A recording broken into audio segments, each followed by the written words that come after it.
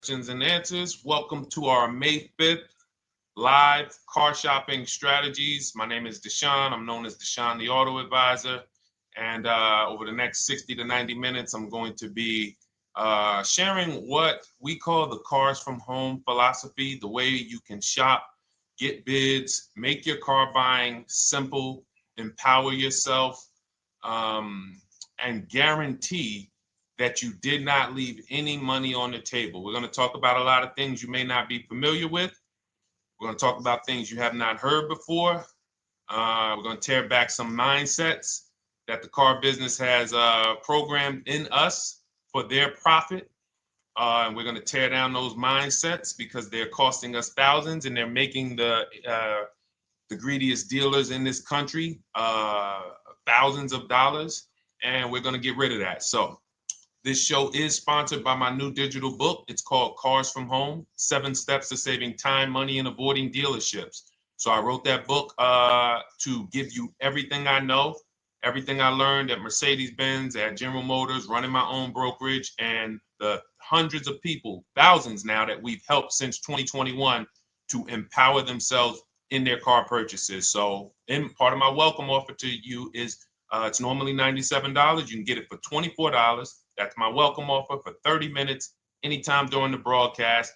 As we go, you can get yours in my TikTok bio, in my Instagram bio, the YouTube comments, and the Facebook comments. It's a 75% off discount as part of my welcome offer for those of you who take action. And you'll have everything we teach here for the rest of your life.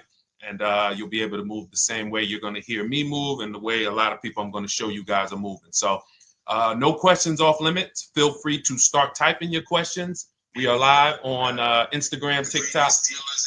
Hang on. I got Instagram up here. My man Dolan is moderating, so we're going to try to pull in every single one of your questions. Again, this is our May 5th live. We are live. It is Monday, so let's get to the questions. Okay, we got some coming in already on TikTok, Dolan. I see it is what it is. I'm just going to pull that one. I need to do one on shady mechanic shops. You should.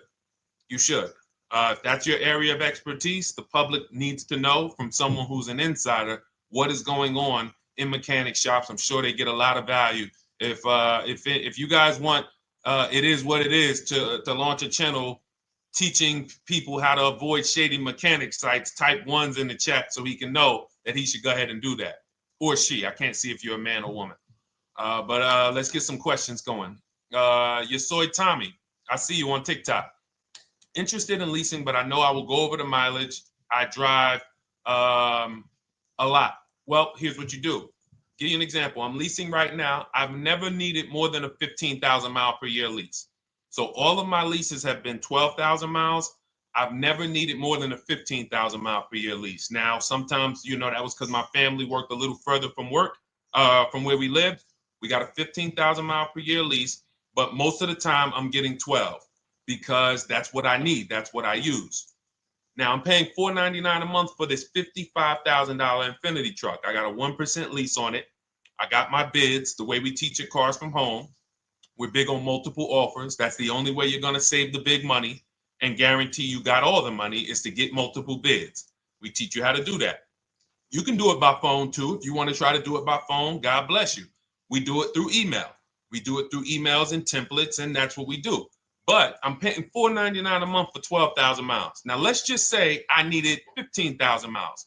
I would have bumped that lease up, and instead of $499, I'd be paying probably $30 more. So call it $530. Now, let's say I'm a high mileage driver at 20,000 miles. That instead of $530, I would probably be paying $620. And there I got my 20,000 miles per year. So the key is, and this is what you'll hear, people will blame the leases for not understanding that they choose the mileage. The mileage is not selected for you unless you go into a dealer and say, hey, work me up a lease. And then they're going to choose the mileage, probably give you 10,000 miles per year, and then try to close you on that.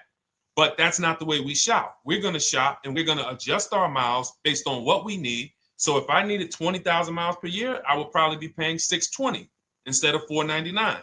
If I needed 25,000 miles per year, I would probably be paying $680. So I'm just paying, we get what we need and we enjoy our leases. because when we buy these cars and we drive ridiculous miles, we depreciate our cars, we destroy the value, and then we still have a loan on it in a lot of cases for a vehicle that we have destroyed the value in because we put 60,000 miles on it in 3 years. So our loan is moving very slow, but our vehicle's value is dropping through the ground very fast, which is typically how we end up with $15,000, $20,000, $25,000 in negative equity. I used to see it all the time in dealerships, especially when I was in when Uber took off. When Uber took off, year later, 2 years later, 3 years later, we had tons of people coming in with Hondas, coming in with various cars that had 200,000 miles on them, but they still had 3 and 4 year loans left. And, that's just a recipe for disaster. That's a recipe for disaster. So you should not be leasing, though, if you keep your cars 8 years. Some of you familiar with the 8-year rule, you understand. Everyone should not be leasing. I want to make that clear. Some people say, Deshone, you believe everyone should be leasing? No, I don't. If you are not keeping your cars 8 years, then you should be shopping for below market leases. Don't forget those 2 words, below market leases. Because if you're paying what everyone else is paying for their leases, it's not going to make sense. Some of these strategies are not going to make sense. You need to be getting below market leases. And the way we do that is to comparison shop, get multiple offers from dealers, have them compete for our business, and then we get these leases that no one else can get. Great question. So what if I go over 20,000 miles? What do you recommend doing? You choose your mileage wisely. In my book, I have a section called Choosing Your Mileage Wisely. The whole key with leasing is to scope out the mileage you're going to use, and that's what you shop for. If you know you're going to do 25,000 miles that year, you would do 25,000 miles on your lease. But you don't shop this way. We always shop with 12. A problem with leasing is once again, you go into the dealership, you say, work me up a lease. They're going to work you up what they want. They're going to say, hey, put 5,000 down. Who's had that happen? You go and you look for a lease and they tell you how much money you need to put down. Type me if you've had that happen. And again, welcome to everybody. This is our May 5th live. It's Monday, May 5th. Whether you're watching this today or you're watching this later today, because we will be rerunning this for those who couldn't make the show. Tell your friend they can catch it on our channels. But this is our live show. We're live every single Monday through Thursday at 12 noon. So you'll see people who will go and get blessed transition. You've had this happen. This is what you go in. They work you up a lease. Here, you need 3,000 down. Yeah, you need 3,000 plus your taxes and fees. What do you want to do? So that's them customizing our leases. We never want to do this. We want to customize our lease and run it like this, a template. All your leases you get with, ready? 12,000 miles per year. First month's payment only due at signing. That's it. 12,000 miles per year. First month's payment only due at signing. That is how you shop all of your lease offers, because this allows you to now use the 1% rule, which I didn't create. A lot of lease savvy people know about the 1% rule, where your MSRP, I'm going to just show an example of an MSRP, the price on the window sticker. Every lease is going to be brand new, guys, or either close to it. The price on the window sticker is the price we go by, the MSRP, and we're going to divide our monthly payment into the MSRP. And once we get that, the number, that's going to tell us if we got a 1% lease, if we got a 1.5% lease, if we got a 1.8% lease. And what we did was I created the 1.5% rule to know we were overpaying for leases. You don't have value when you lease something over 1.5%. But let's keep it to the point. The point is you're shopping all your leases, first month's payment due at signing, 12,000 miles per year, and then you're using the 1% to 1.5% rule to gauge the value. Once you find your best offer, that's when you go and you say, can you please adjust the mileage down to 10,000 because that's all I need, or up to 15,000 or 18,000. You shop your offers with 12. You find your best offer concerning what value is, 1%, 1.2%, 1.4%. You lock that up, and then you tell them, show me what the payment will be with 20,000 miles per year or 15,000 miles per year. That's going to keep you from walking into these 80% dealers which are never going to give you a below market deal. When they drop their prices, they're never going to drop low enough to beat their competition. That's why their name of the game is them keeping you from checking their competition. And then you avoid these people, you find those deals, and then you adjust the mileage with that dealer. But choosing your mileage is very important with a lease.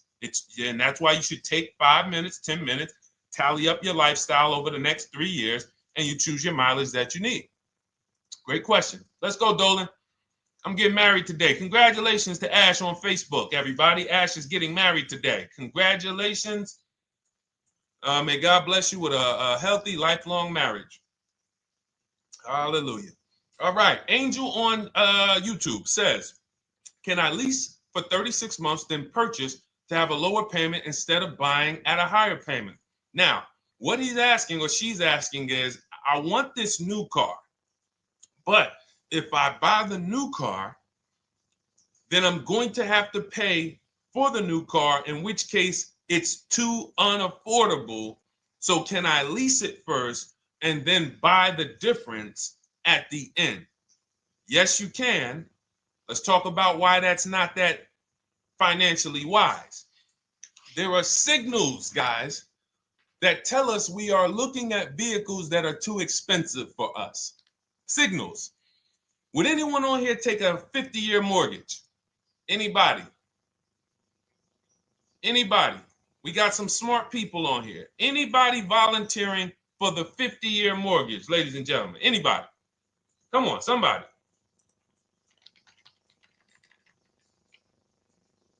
No, why not? Why not? Why is everybody saying no to the 50-year mortgage? Because we know it's ingrained in us that a 50-year mortgage on a house means we can't afford that house, right?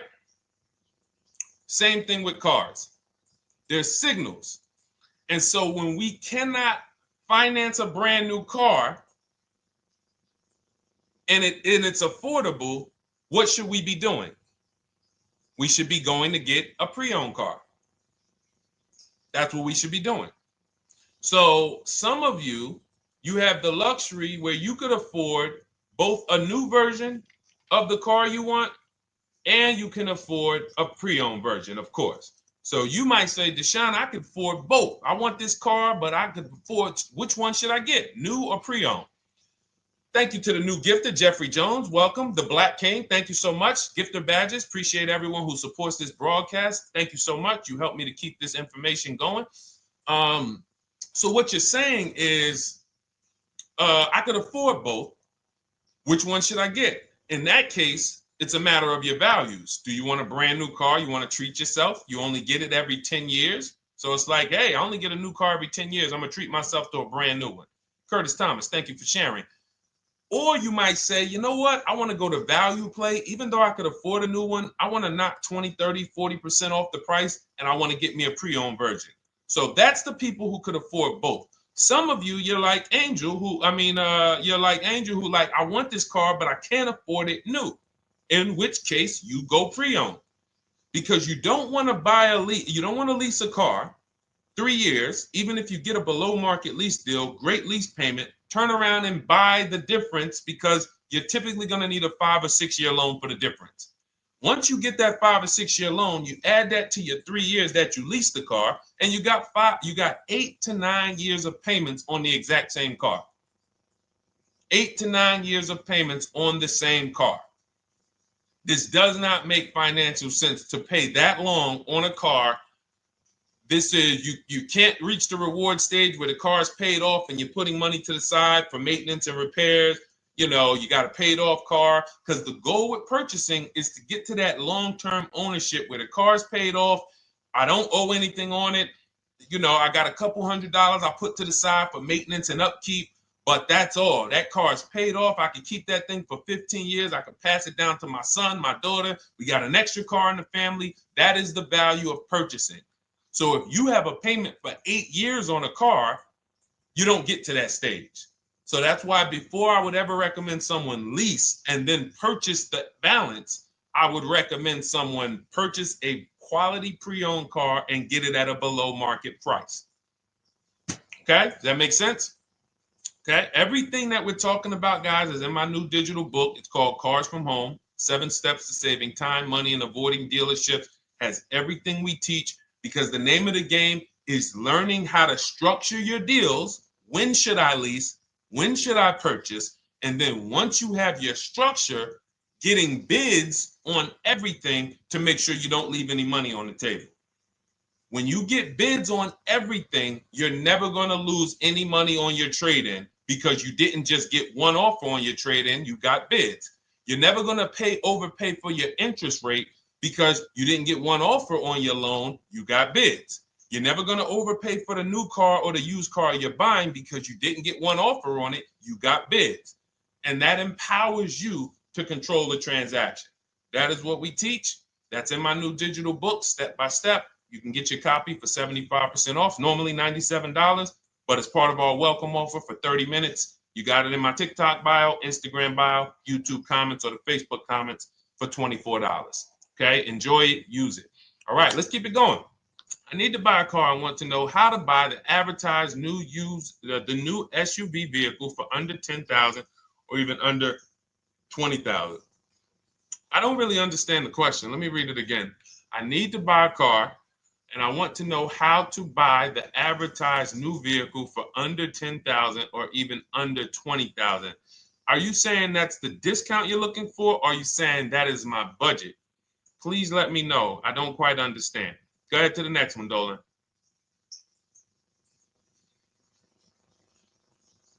All right. If the Carfax report only has service maintenance, is it okay to purchase? Okay, so all right, this is a great question, guys. This is about used cars. Who's going to be shopping for a used car in the next year? Type the letter U. Type the letter U if you're going to be shopping for a used car in the next year.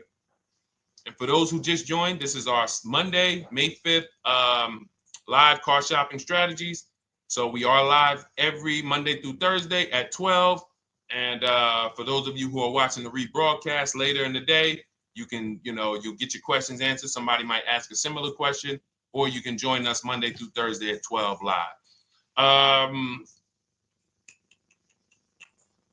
Yes, so we got a lot of people who are going to be shopping for a used car. We got Buffy on Instagram, Fran Bar.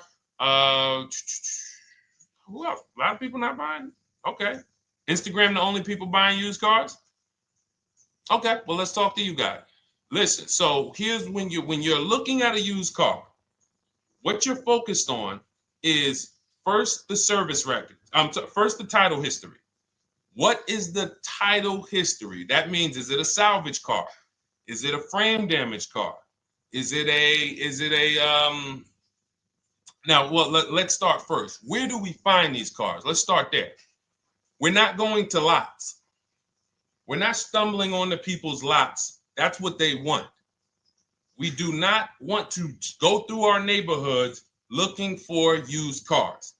Anybody who does not have a used car on a website, they're trying to take advantage of you, because that is unadvertised, that they don't want to be where the competition is. That is not the way we're going to move. And for years, it was like that. You drive past a dealership on the weekend, you see hey, oh, look, they got this nice yellow car, a nice big red car outside, and you just pull right in. That's 2005 stuff. Now, every used car, we need to be able to compare it to the whole market, which means we need to see it on a website, on a marketplace. So we're opening up, this is called my multiple marketplace strategy. We are opening up, and some of you are going to need a pen if you're going to really, or unless you're going to watch the rebroadcast, because I'm running stuff past you that, you're trying to buy a $30,000, $50,000, $100,000 car. We're not talking about how you're going to get a couple things from Amazon and, set up a little home studio for $2,000. We're talking about the second most expensive purchase most of you are going to make. So it's understand that you're going to need to focus in order to get the most out of what we're talking about. So we're going to go to the marketplaces. The marketplaces are Carvana. They sell their own inventory. CarMax, they sell their own used car inventory. Driveway, they sell their own used car inventory.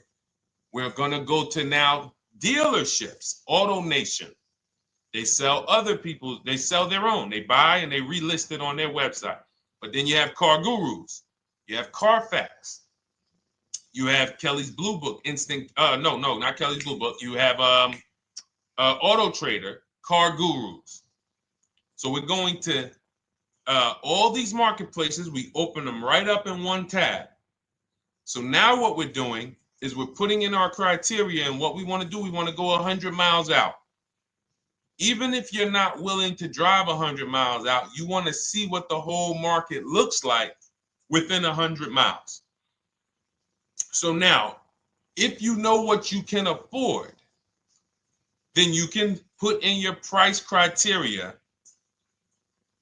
I have a tool that I created. It's called the Perfect Budget Calculator. Some people who have my book, you've used it, where you put in your down payment preferred, you put in your interest rate, you put in any equity from your old car, and it tells you, because what you tend to miss is the fees. That's what you tend to miss. So if you're not using this calculator that we created, you want to add another $2,000 or so, because you got to factor in the fees in that budget. Some of you go out and say, man, I think I could afford $30,000. Then when you find your car, they bump you up to $33,000 because you didn't factor in the taxes and fees. So this calculator does it for you in my book, and everything we use the Perfect Budget Calculator. But if you're not using it, just estimate another, a little higher. Now you put all of that into the marketplaces. Now you're looking for what the inventory is. Now, here's the reason why you must open up all these marketplaces. First reason, they have different cars on them. Carvana and CarMax has different cars than Car Gurus, Cars.com, Auto Trader. There's different cars on them. Another reason we need to open it up is because sometimes you'll see one car here on Car Gurus for $31,000, and then you'll see that on Auto Trader, they marked it down $2,000, it's $29,000. And you're like, wait, why the heck is it lower? This is the same car. Well, it could be because this marketplace got the notification first to lower the price, and maybe this one takes a little longer to see that, oh, maybe that takes 24 hours before their updates take effect. So that's why you want to open up all these marketplaces. Now you're narrowing this down first based on your color choices, what options you want, your models, and now we're starting to narrow this thing down. So we're narrowing it down. Now we start to look at the history of these cars. This is the best way to start narrowing down your used car search. Let's now dive into the history. I need the Carfax. Now, some of these websites will give you a free Carfax. Some of them will try to make you buy a Carfax. Now, I'm going to give you one of the secret strategies that we've been using for years in my book, and I'll tell you it right now. It is how we get free Carfaxes, because when we get to most vehicles, you guys, for those of you who are just meeting me, I worked in Mercedes-Benz for 5 years and General Motors for 5 years, and I ran my own brokerage. I started it in 2016, and I ran that while I worked at the car dealership. So I have a lot of experience and have seen a lot, and that's why I'm able to teach these things. I also love numbers. But one of the things that I know is almost every dealership has a contract with Carfax. So every dealership, we pay Carfax already. So what we're able to do is when we list our inventory on our websites, we're able to list the Carfax with it. We're able to provide that free of charge. But when we pay Auto Trader or Cars.com or Car Gurus, we are not able to actually push our Carfax to that marketplace. But if you come to our website and you find the vehicle on our website, most times you will find the Carfax for free. That is what we have been doing for years. So that now we have the Carfax, because the Carfax is the only way we can see those service records right now, because we've already narrowed it down based on, first thing we're doing is we're looking at title history, frame damage, salvage title, rebuilt title, total loss. That's the type of vehicle. The next thing we're doing to narrow it down, which is where many of you get in trouble, is you're looking at the service records. Skipping service records, buying used cars without seeing service records is disaster.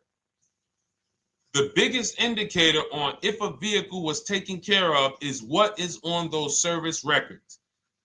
And if you can't see those service records, then I would not buy the car. Somebody say, oh, I'm changed the oil myself. If you don't have proof that you have changed the oil yourself, I cannot see it. I cannot see that you have maintenance this car, and that's a turnoff for me. Because now when you drive that car a year later, 2 years later, things start happening. You have no one to blame but yourself. Now the regret kicks in. Man, I knew I shouldn't have got this. But chances are, if you find a quality vehicle and you see service records on that previous owner's report, that's going to lead to a quality experience. Okay, so that's pretty much how the initial part of our multiple marketplace strategy. As you can see, we have this to a science. Nothing that we're doing is by chance. Nothing we're doing is on a whim. That is it. But let's go to some more questions. And I think the biggest thing I want everyone to understand so far is that we don't wing anything in this process. There's nothing, everything that I'm teaching you is going to be out of our systems. Now, some of you have different learning styles. So let's address this. Again, welcome to our May 5th, Monday, May 5th live. We're live Monday through Thursdays at 12 noon. And we rebroadcast this for those who couldn't make it. You can share this with your family. Tell them, hey, visit Deshone the Auto Advisor's channel. He did a great show earlier. He answered some questions that everyone had. You can watch the broadcast all through the rest of the day. Now, but we're live every week, but we're live right now. So now the biggest, some of your learning style is different. What we teach is we have the ultimate do-it-yourself guide. This book is rated 5 stars. Thank you to everyone who's rated it on Goodreads. Just pull it up right here. For those of you who are actually on Instagram or YouTube, TikTok, you won't be able to see this right now. But the book is rated 5 stars. We appreciate you. And this is the ultimate do-it-yourself guide, whether you're new cars, used cars, leases, bad credit, how to make banks bid for your financing, high mileage driving. It's all in there, step by step. And it's a digital book, so you don't have to wait for it. As soon as you get and hopefully you get there before the 30 minutes, so you get your copy for the $24 instead of the $97. That's our welcome offer. But that's your do-it-yourself guide. Some of you, you're a do-it-with-you person, and that's Shop with Deshone. You like videos instead of reading. You want coaching. You want support. You want a community. We have 1,600 people in our Facebook group. That's our Shop with Deshone. We've had 2,200, almost 2,300 people come before you. When you see me share people like Zafrina and like Melissa and Sheree, Ken, all of these people who are, they're showing their car deals that they got. Look, took me about 30 days. He went through, past Friday, locked down 2 vehicles, 2 Yukon 2025. Said he dropped sold the BMW. They dropped the price down to 70 grand. So they took off like 5,200 for him. These are all people who are in the Shop with Deshone. Their learning style is they prefer videos. They prefer, coaching with me. But again, it's the same information. So I want to be clear. It's just your learning style. So if you are like Deshone, give me the blueprint and I will run this thing. That you're going to be like the people who send, like Marie. Marie just wanted to let you know she got our book. Using the book, I saved over $13,000 off MSRP. Now, here's where the feelings get hurt. And this is not my intention. But some of you have these same vehicles that you're going to see me sharing that our people get.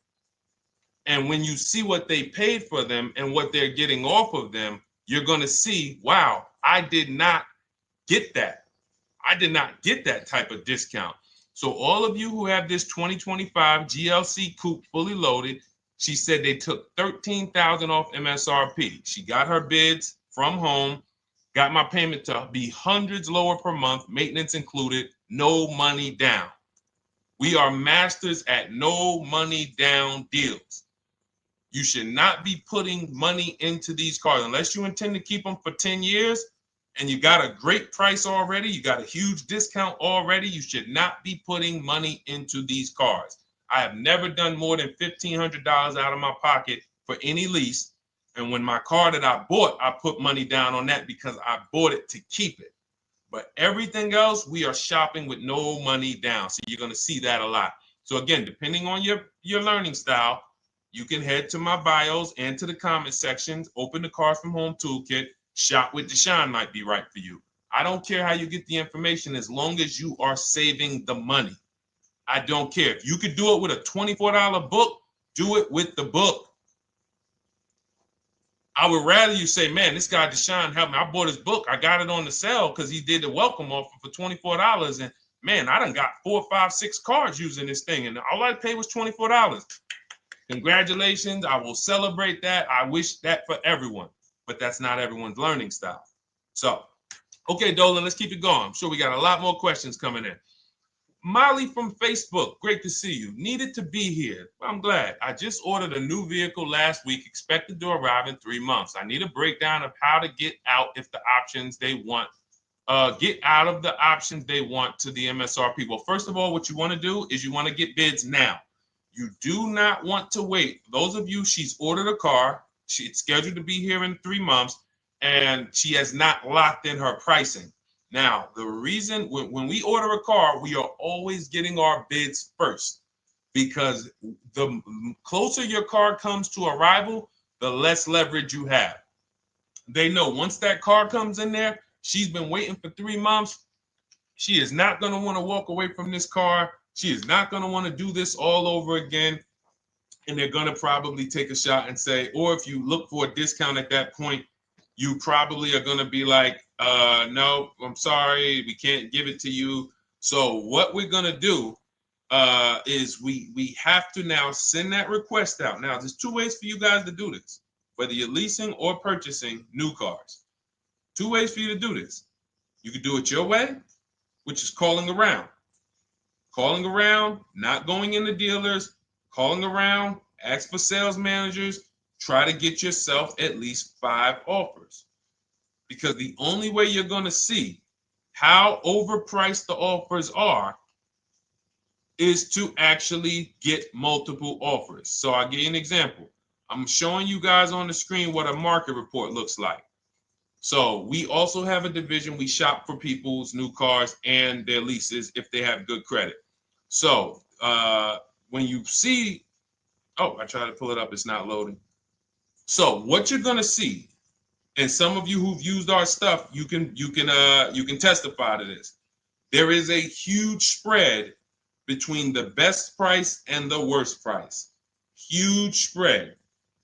So in order for you to know you actually got the best price, you need to see 4 other offers that are higher.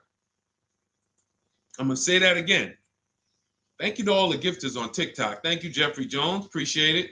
You need to see other offers that are higher. So let's go back to my car. This dealer who won the bid for my Infinity truck saved me over $8,000. Now, he said to me when I was making the deal with him, he said he knew that I was not going to find a better offer because he had used a special coupon he had to apply towards the deal. He needed the deal that month, and that's why he won the bid. So he's able to take off $8,000. If I was purchasing, I would have got $8,000 off the price. But I leased it, so my lease payment was $499 a month with $1,270 down total. And $1,270, $499 of that was my first payment. So every other offer that I got, $560, $605, $640, $700, $750. That's how you know you did it right. If you don't have a bunch of the 80%, we call them. This is the 80%. Some of you have heard me say we don't negotiate with dealers with fake fees. It's a losing battle because even when they take off all the fees, they're still super high.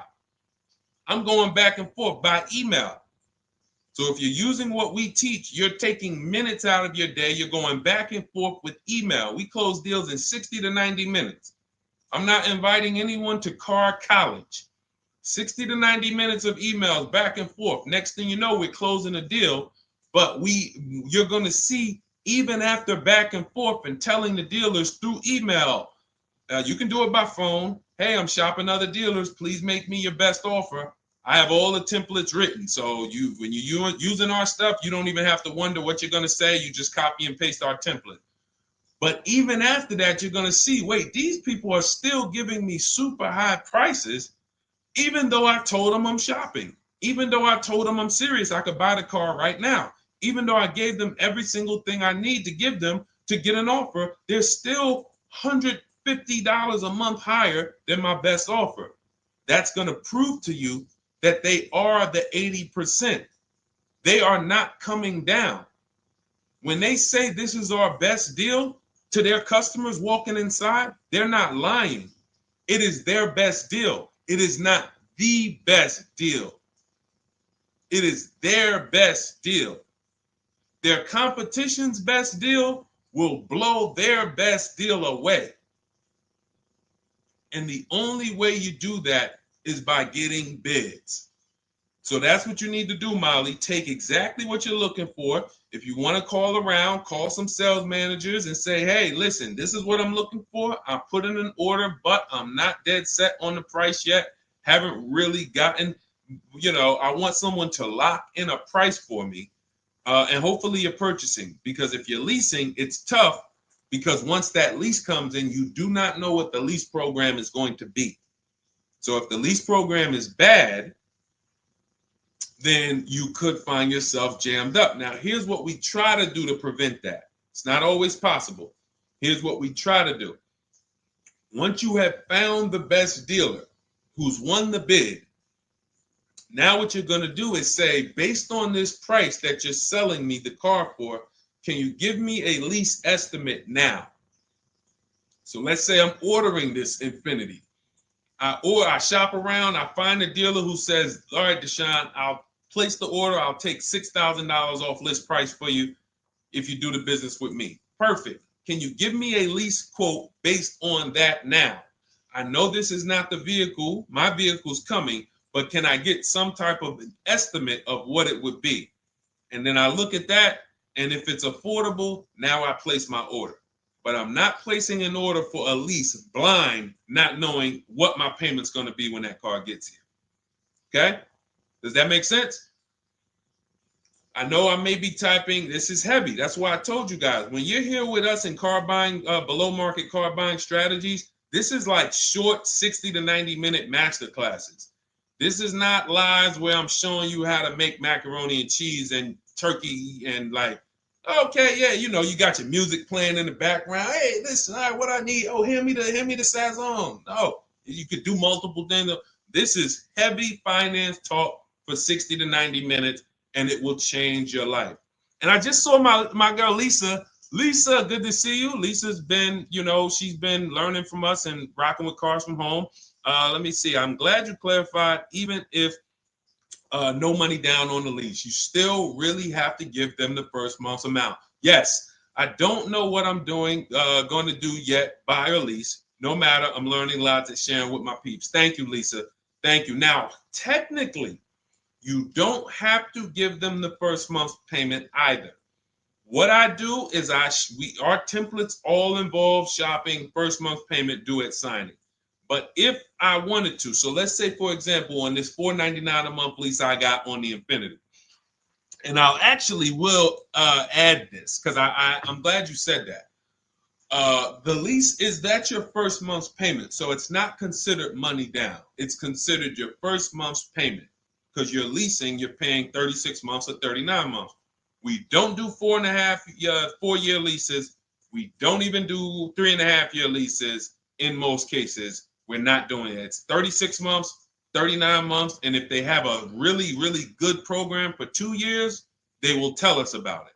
But we shop for 36 months. But you can tell that if I wanted to tell them, you know what, I want to do a straight sign and drive, I don't even want to give you the $499 for the first payment, which means you're asking them to pay the first payment, then it would have just been $500 going back into the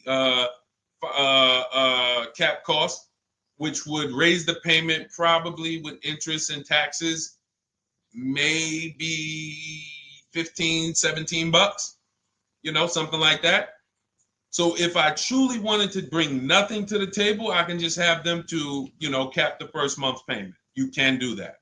You can do that. So you can ask any questions. I know you're in our Facebook group, and so you let us know. But the 8-year rule is your basis for leasing versus buying. The 8-year rule, when you guys open up my book, you'll hear me talk about this. I'm going to make a whole lot more videos about the 8-year rule because it is the parameters for how to know whether to lease or buy. It takes into account how drastic cars depreciate. They lose value like crazy.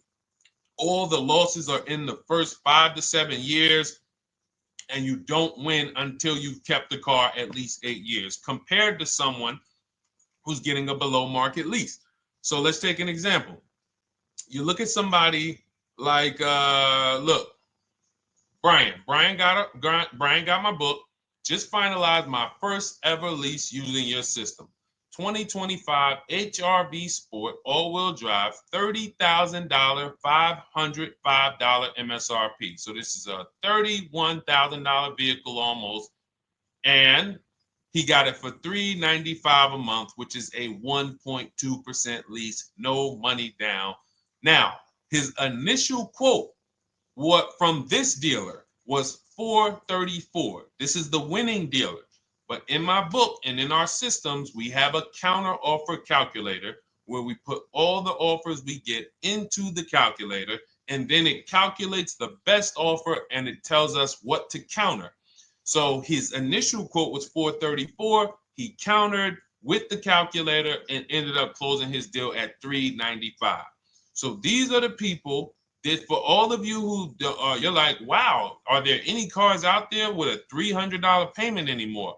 Well, if you're buying a car, you are buying it at a $300 payment. You could only spend, who knows, every $5,000 on a vehicle is about how much per month. Every $5,000, when you're looking at a car, every $5,000 on a 5-year loan, which is what you should be defaulting to, is about how much per month. Thank you, Nikki.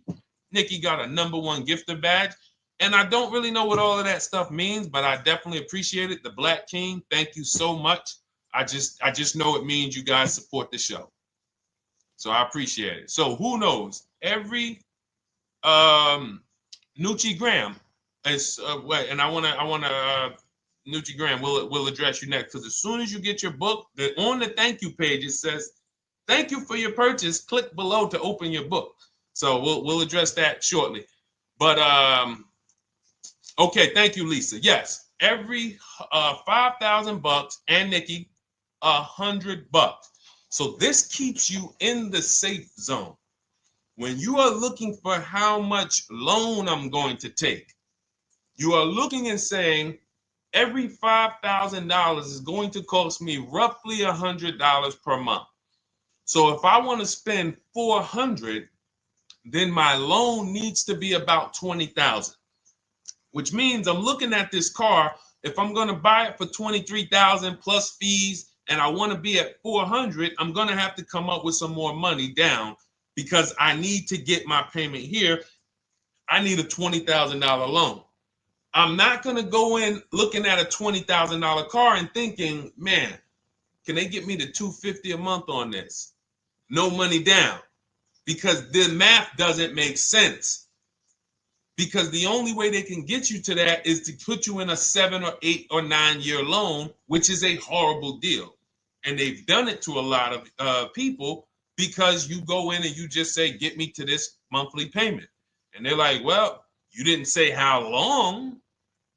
You come in later, hey, man, my loan is, I remember, man, a guy called me, and this is, unfortunately, people are not trained to look at how long their loan is. Early in my career, I think I was still with General Motors, and a guy came in and he had some vehicle, And he was like, you know, D, could you look at this, man, and tell me, because I don't, you know, I'm trying to get out this thing, man. They telling me I can't get out of it now. That's a recipe. You bury yourself when you make these types of moves. They're saying I can't get out. I looked at his contract. It was a 96-month loan. 96-month loan. So he's in a 96-month loan at a high payment. He's going nowhere. And what it came from is him going in and saying, hey, get me to this payment. My payment's affordable, but how long is the payment? That determines what you're paying for the car. So when we say, yo, are there $300 payments out there? I'm showing you. Leasing, there's cars you can drive 30,000 miles, $30,000 cars, beautiful vehicles, payments in the threes when you're shopping and getting bids, and you're finding vehicles with great lease deals. At the same time, on a pre-owned car, that's only going to get you under 20 grand, between 15 and 20 grand. So it's about getting the most for your money. And getting the most for your money, you must take into account the 8-year rule. If I'm not keeping a car 8 years, I should be shopping for a below market lease. I'm not tying up any of my money in this car because I'm not keeping it long enough to have all of that money benefit me. Does that make sense? Type ones if that makes sense. Type dollar signs if that makes sense, because this is about money. If I'm not keeping the car 8 years, then all the money I'm going to tie up in the car to pay for it, to pay off the loan, to do the maintenance, to change the tires, to change the brakes, to change the oil, to change the brake fluid, the transmission, all of the money I'm putting in that car, just normal maintenance. I didn't say anything broke. Normal maintenance over 7 years. I'm not going to keep the car long enough to have that make sense. Whereas had I leased, I'm just below market leases. I'm just literally paying cents on the dollar, changing my oil. Most of the times I'm out the car before I need brakes, unless some of you are driving 15,000 mile a year leases, and then sometimes you will replace the brake, but it still does not compare to the cost of purchasing. And you know, throughout the show, I'm gonna show a lot more lease deals and a lot more discounts. But the reason why I show you guys the lease deals is because the money doesn't lie. Unless you're just hell bent on paying more, the money does not lie. You can't compare when I was, you know, I'm driving $40,000 cars, my payments have a 3 in front of them, and my friends are driving $20,000 cars and their payments have a 3 in front of them. And those cars are used, need maintenance, you know, warranties done ran out after 4 years. I'm over here driving brand new cars, problem free, and they're paying the same amount or more than me, and they're driving inferior products. And then once they really get tired of the car, they go ahead and they trade it in and they start the process all over again. So it's bad financial advice that the car business never trained on, and they just love for people to be ignorant. But we're not going to be ignorant here. All right, Dolan, let's keep it going. By the way, all of you who just joined, this is our Monday, May 5th live. We are live every Monday through Thursday at noon. So for those of you who may be watching the rebroadcast, we rebroadcast the show all through the day. So for those who missed the show, you can either, you know, or some of you want to tell your friends, oh, hey, you're shopping for a car, go watch this show. And we'll rebroadcast this show all through the day. And we rebroadcast all the episodes through the weekend. So for those of you who didn't have time, you're like, man, I want to catch up on all the shows, all the questions that were asked. We'll rebroadcast those through the weekend.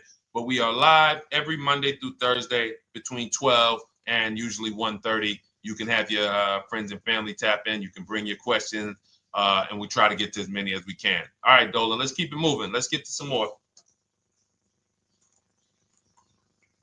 What are the companies for loans? Well, there's a lot of them. First thing you want to do is, so we teach something called the bank bidding war. This is a question, because here's my question to you guys. Where do you get your car loans from? Here's my question to you. And I'm going to tell you how we should change the answer, because I know what some of your answers are going to be. Where do you get your car loan from? Some of you are going to say my bank. Some of you are going to say the credit union. Some of you are going to say the dealership. But all of those are not the answers we want to go with anymore. Here's the answer. You got it, Nikki. I love Nikki. Whoever gives me the best rate. That is going to be the answer moving forward. If you're using what we're teaching, that's your answer. Whoever gives me the best rate. What, in other words, whoever wins the bid. So what we're doing is we are not just going to our credit union and having them run our credit, give us a rate, and now we going out and we're shopping with a check in hand and we're shopping with our back against the wall because the bank says, well, hey, you know, your pre-approval expires May 17th, so you hurry up and find a car or you're going to have to come back and run your credit again. Now we're over here and our bank is putting our back against the wall. That's ridiculous. So what we do is we use what you should do is you should look at the average interest rate. If you have average credit, look at the average interest rate, and then you use that to budget. Again, I have a calculator that we invented. It's a proprietary calculator. You can't find it on Google. It's in my book. It's in our course, Shop with Deshone, in our checklist, our video checklist. This is stuff that, again, we don't, if you notice stuff that I teach, it's not anywhere. Deshone, why can't I find an 8-year rule on YouTube? It's because it's Cars from Home. We created it. I can't find the 1.5% rule. No one else teaches that because it's our intellectual property. We created it.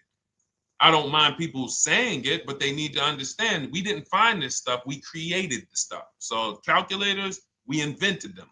So this calculator you take this interest rate, but even if you want to use a standard payment estimator calculator, you can take just what I said. Remember, add a little bit more for the fees, because that's what you're not taking into account. The fees, the taxes, and that's where we get in trouble. My calculator, our perfect budget calculator, does that for you. So now you want to look at the average interest rate. Type in average rates for cars. Use that for your budget, just so you can know about how much car I can go and get. So between what I told you about the 5,000 being $100 a month, and that last part about, adding a little bit more and using the average interest rate, you should have a good gauge on a range of car to go and shop for. Now, once you now shop your market, whether you're shopping new or whether you're shopping pre-owned, once you find no one's touched your credit till now. No one has touched your credit with a hard pull, especially not. We do not, in order for this to work, like what Nikki is saying, where you're only giving your business to the bank or credit union that gives you the lowest APR.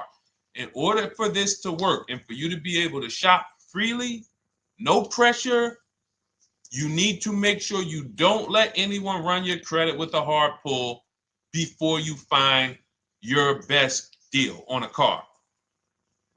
Soft credit pulls, estimates of budgeting, the way I just said. Now, you go out, you find your car, whether it takes you a week or a month or 3 months. Bang, I found my car now. You lock the car up, put it under contract, you leave your deposit. You never, ever. How soon when you get a car does the dealership want you to take it?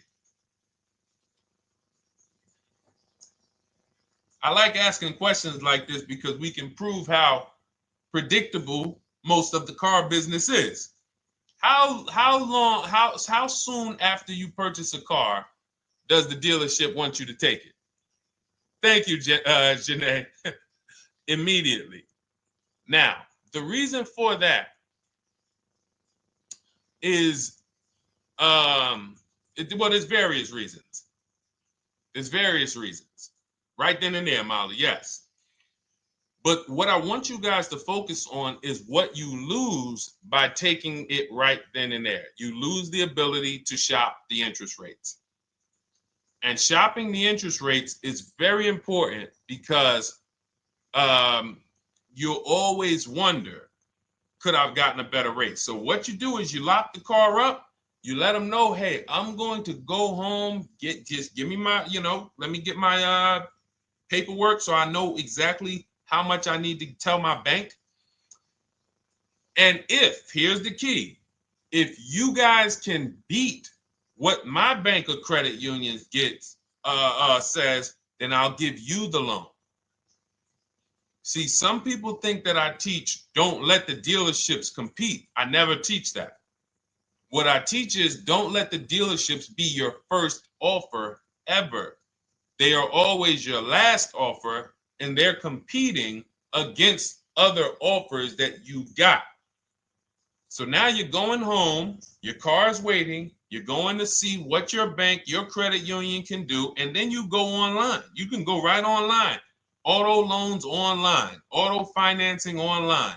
Let all of these banks and credit unions access your credit now with the hard pull, because there is an article that Experian did, and you can find it on almost any credit bureau, wrote an article on rate shopping. They allow you to have multiple lenders compete for your business within a small period of time. They say the window is 14 to 45 days.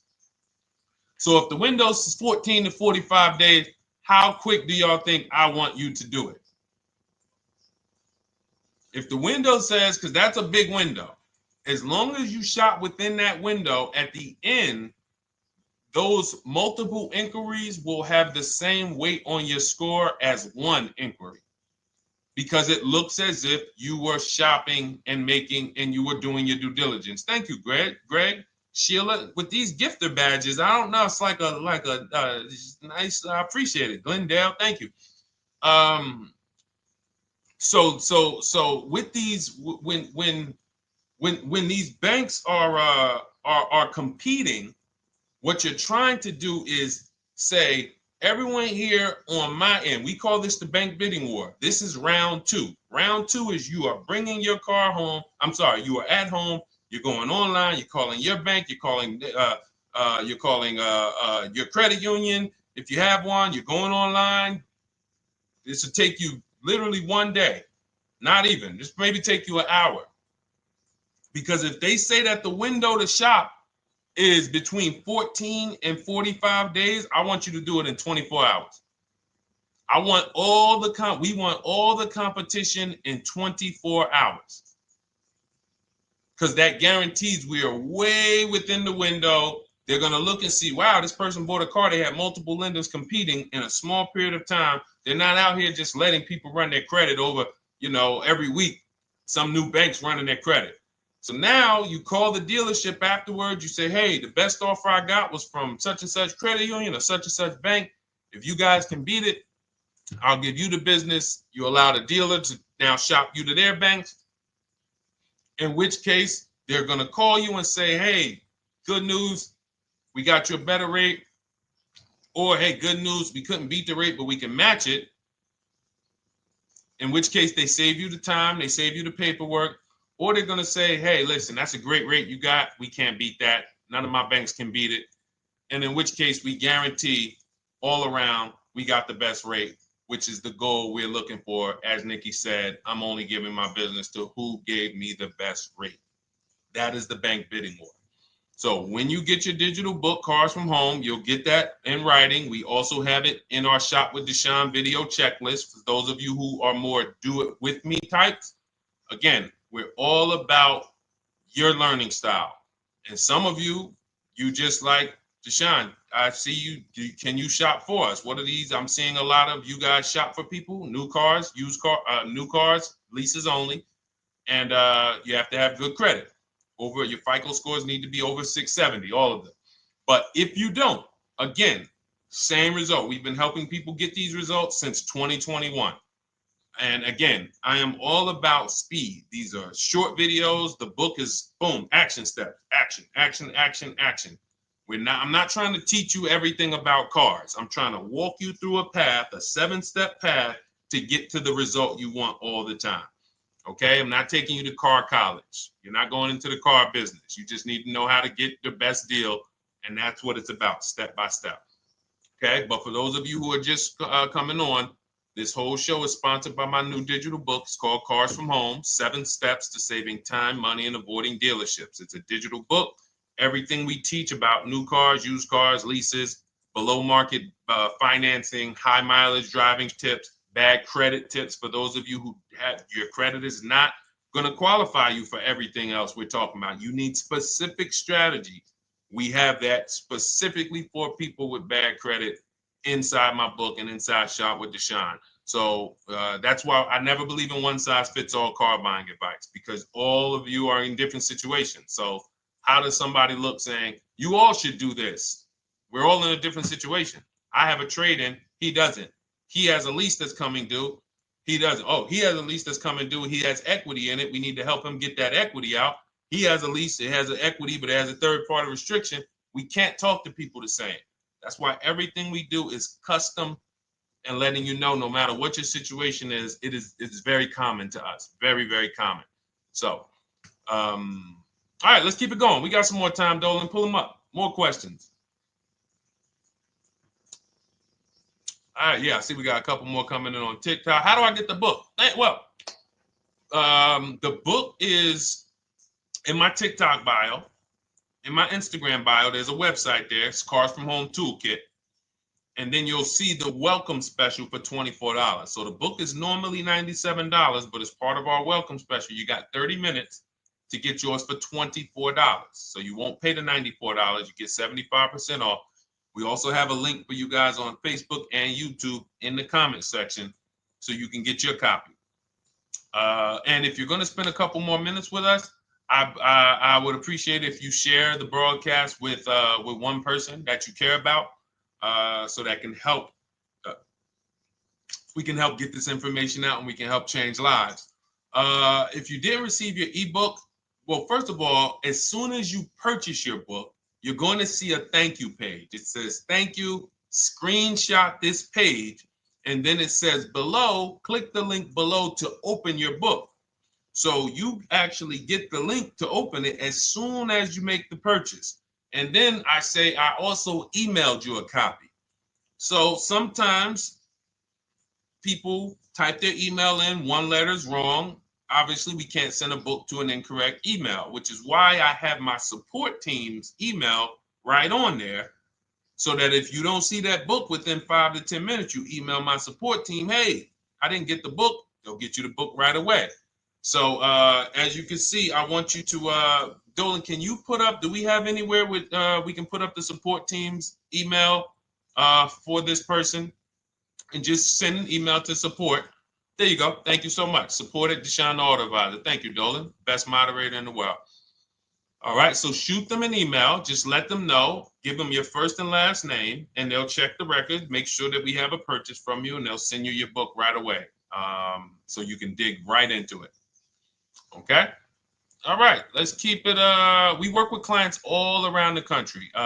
What I'll start doing, I wanted to bring some on here today, but I can't load them up. The system is showing an error. So I got a lot of people. I always bring tests. I always like to show results. So, you know, I'm a results person. So you'll see a lot of people that I share.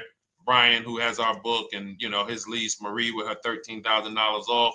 All of these people made deals from home. They were not in a dealership negotiating this. You got, look, Frank, I bought your book, used your system, and just closed my deal and have positive results to report. I love when y'all email me, by the way. Like, please continue to do this. A caveat is I wanted a just released 2026 Genesis G70 Advanced, and there are no incentives. I could have gotten incentives on the 2025. However, I wanted the 2026, and I was willing to pay. So even with high demand cars, even with cars that are rare, this is the situation. I reached out to 20 dealers, and I received 9 offers for 36 months, 12,000 miles on a $58,000 MSRP. The initial offers range from $1049 to $901, with everything in between. I counter offered using the calculator that we have, and closed the deal at $815 on a $58,000 MSRP. That's a 1.4% deal. Now, mind you, that on a vehicle on a 2026 with no incentives, which means every bit of that was the dealer taking off money for him. He probably had to get at least $5-6 grand off to have that deal come in the 8s, when other dealers were quoting him 9 up to 10 and, you know, mid $1,000 range. So, you know, but so I show the book testimonials. I show my Shop with Deshone testimonials. But I want to start bringing these market reports so you guys could actually see that's our team shopping all around the country. And that allows us to stay, we're able to just stay on top of the market, like from state to state. It proves like this stuff is not, oh, if you're in New Jersey, the deals are better. Hey, if you're in Florida, the deals are better. If it's California, we don't have deals out here. All of this stuff is not true. And thank God we have people using the Cars from Home systems, be it by book or be it by our video checklist, or be it us shopping for people all around the country where we can tell you beyond a shadow of a doubt. I can show you market reports from Texas, from Oklahoma, from South Dakota. We did a deal for a Mazda, a South Dakota deal, Nebraska, California, Florida, Georgia. We're shopping for people all around the country. And there's great deals everywhere in the country when you know how to make dealers bid. Because you're always going to find that 20% dealer who just wants to beat their competition. They're the best in the region. And you got to go out to find them. You got to have a system to find them. Because most of the dealers are not them. Most of the dealers are the 80%. That's just the way it works. It's a numbers game. And the 80% are very expensive. And when you walk into the 80%, they'll go down. You're like, oh man, all right, can you take off? Can you get me down? Like, yeah, man, you're like $150 a month higher than where I could be, my max. And they go back and forth. They're like, man, I could take off $50 a month. Ah, man, that's the best you could do. And then next thing you know, you get down to 100. Yeah, all right, we'll take off $100 a month. And you're like, all right, I guess I'll take that. You don't realize that a 20% dealer, not only were they nowhere near your max budget, they were $100 less than your max. You're talking to the 80%. The 80%, when they come down, they're still here. The 20% are here. So you're over here with an 80% dealer walking into these dealers. 8 out of 10 dealers over here are 80% dealers. So y'all talking them down like this, and y'all thinking we winning. Oh, I talked them down to this. Meanwhile, the 20% dealers are here. 20% dealers will launch a bid. We gotta cut. Oh man, if this thing wasn't broken, tomorrow's show, I'm gonna bring on a lot more market reports. We got dealers who come right out. We getting offers 700, 790, 820. Dealer come right out 650. Boom, blow everybody away. Like, oh, let's go. We got a winner. Looks like we got a winner here. That's it. And then it becomes fun. As you can see, this is fun for us. When you change the way we shop, you shop and you start to you're going to be the prize. You're going to be the prize. So anyway, let's keep it moving. For those of you who have gotten your book, I look forward to you using it, empowering yourself, having these same results. For those who didn't know about the book, it is a digital book. You can get your copy for 75% off for 30 minutes in my TikTok bio, my Instagram bio, the YouTube comments, and the Facebook comment. And for those of you who've been on and you still don't quite trust us, you want to get started with maybe some free advice, go grab our cheat sheets. We have our free cheat sheets in my Cars from Home toolkit, totally free. Test us. Look at the cheat sheets, look at the strategies, look at the emails I'm going to send, guiding. Like I don't play around. So if you want to just say, test out, let me hear some free advice, start with our cheat sheets. All right. Yes, I'd actually answered that when I read that comment, Dolan, on TikTok about do we work with clients in New Jersey and New York? Well, yes. When it comes to shopping done for you, if you open the Cars from Home toolkit and you're like, Deshone, I just want to relax at home. You guys go shop the market for me. If you have good credit, FICO scores over 670, and you have and you're shopping for a new car or a lease, you can book a call with us and we can see if we can help you. Book a 10-minute call. It's free. And we can see if we can help you. Is it best to lease a car if you're currently underwater? Ooh, if I was underwater right now, let's just say I have 15,000 negative equity. I made a bad deal during the pandemic. I'm upside down and I'm like, man, I got to get out of this car. But and first of all, I know I should be leasing because now we know the 8-year rule. The 8-year rule says if we're not buying our cars to keep them at least 8 years, we should be shopping for below market leases. We're going to pay a lot less money. Below market leases, not normal leases. Very important. So what I'm going to do is I'm going to actually right now look for an electric vehicle that I could lease because some electric vehicles right now, we're getting under 1%. We're getting 0.88% leases. We're getting 0.79% leases, because if you do your bidding, you're going to see. Now, again, if you want to call around for your multiple offers, you can do that. I'd rather you call around than to do what you've been doing. I'd rather you, with your new cars and your leases, call around before you walk. That's better than what you've been doing. But if you're like, Deshone, I don't want to talk. I don't want to wonder what I'm going to say. I just want to copy and paste. That's the Cars from Home way. Either way, you get your 5 offers, and you're going to see now, my best offer on this $40,000 electric car might be $320 a month. So I'm now driving a $40,000 car. If I didn't have my negative equity, then I would be driving it for $320. But now I got to bring this negative equity over. Now, the reason why you want to look at these electric cars for this is because if you try to bring a bunch of negative equity over, what ends up happening is you're now messing up the loan to value ratios, and the bank won't approve it.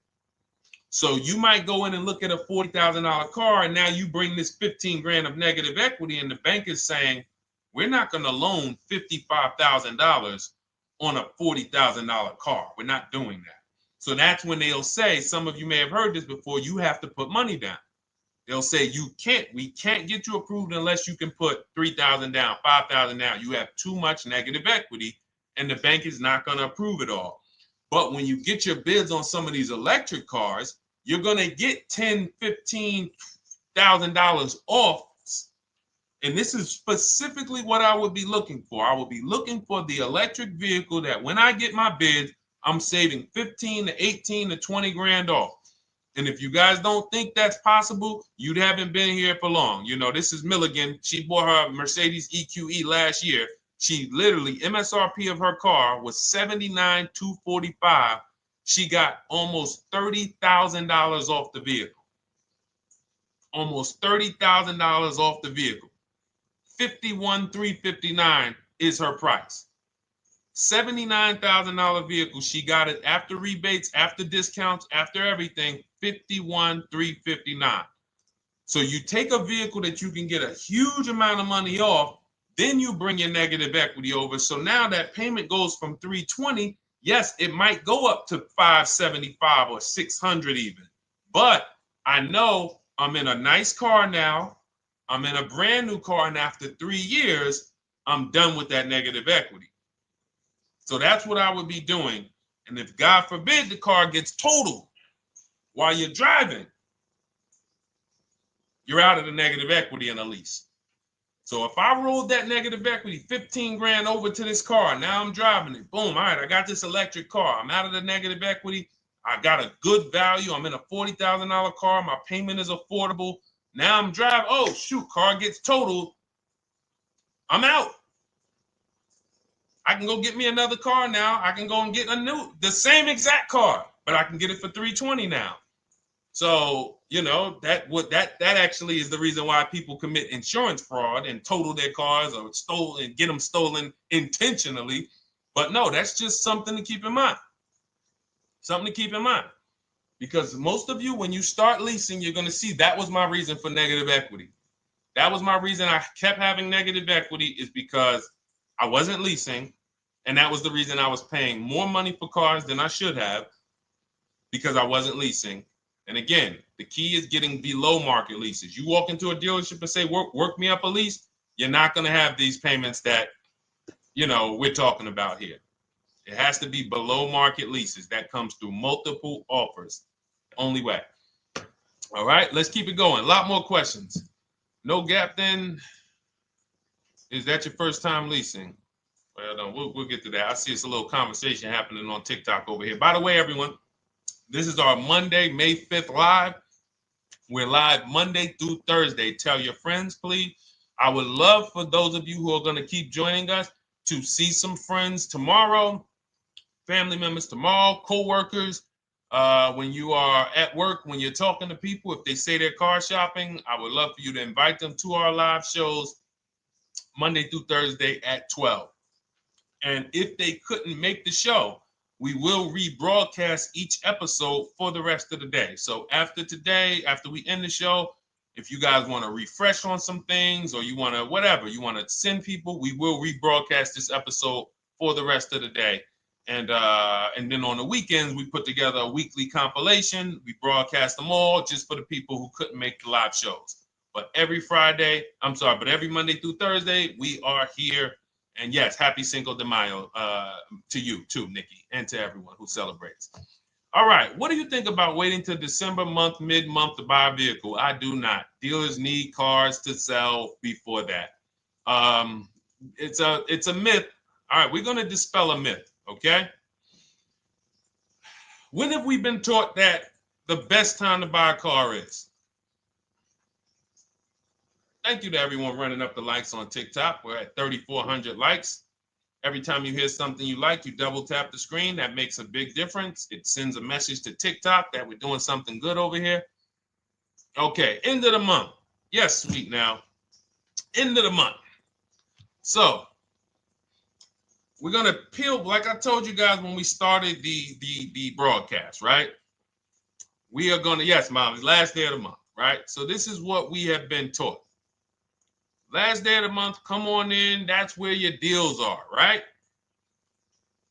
Let's look at this logically. As a former car salesperson, the times where where I saw the dealer or myself being the most desperate was the times where we did not have a lot of customers. Sometimes you look up, it's the 10th of the month. They call us into a sales meeting. They say, hey, guys, we got to sell 200 new cars this month. We are only at 40. We are way behind. We are tracking way behind. Call anyone you know who's a real customer. We are entertaining every reasonable offer. Now, you've been taught there's a group of people that we know are coming at the end of the month. There's a group of people that we know that last weekend they're going to rush. But there's no desperation there from us because we know they're coming. So we look and say, I'm much more desperate at various times throughout the month than I will be at the end of the month. Because think about it. Every time you go into the dealership at the end of the month, is it dead or busy? You go into the dealership most of the time at the end of the month, is it dead or busy?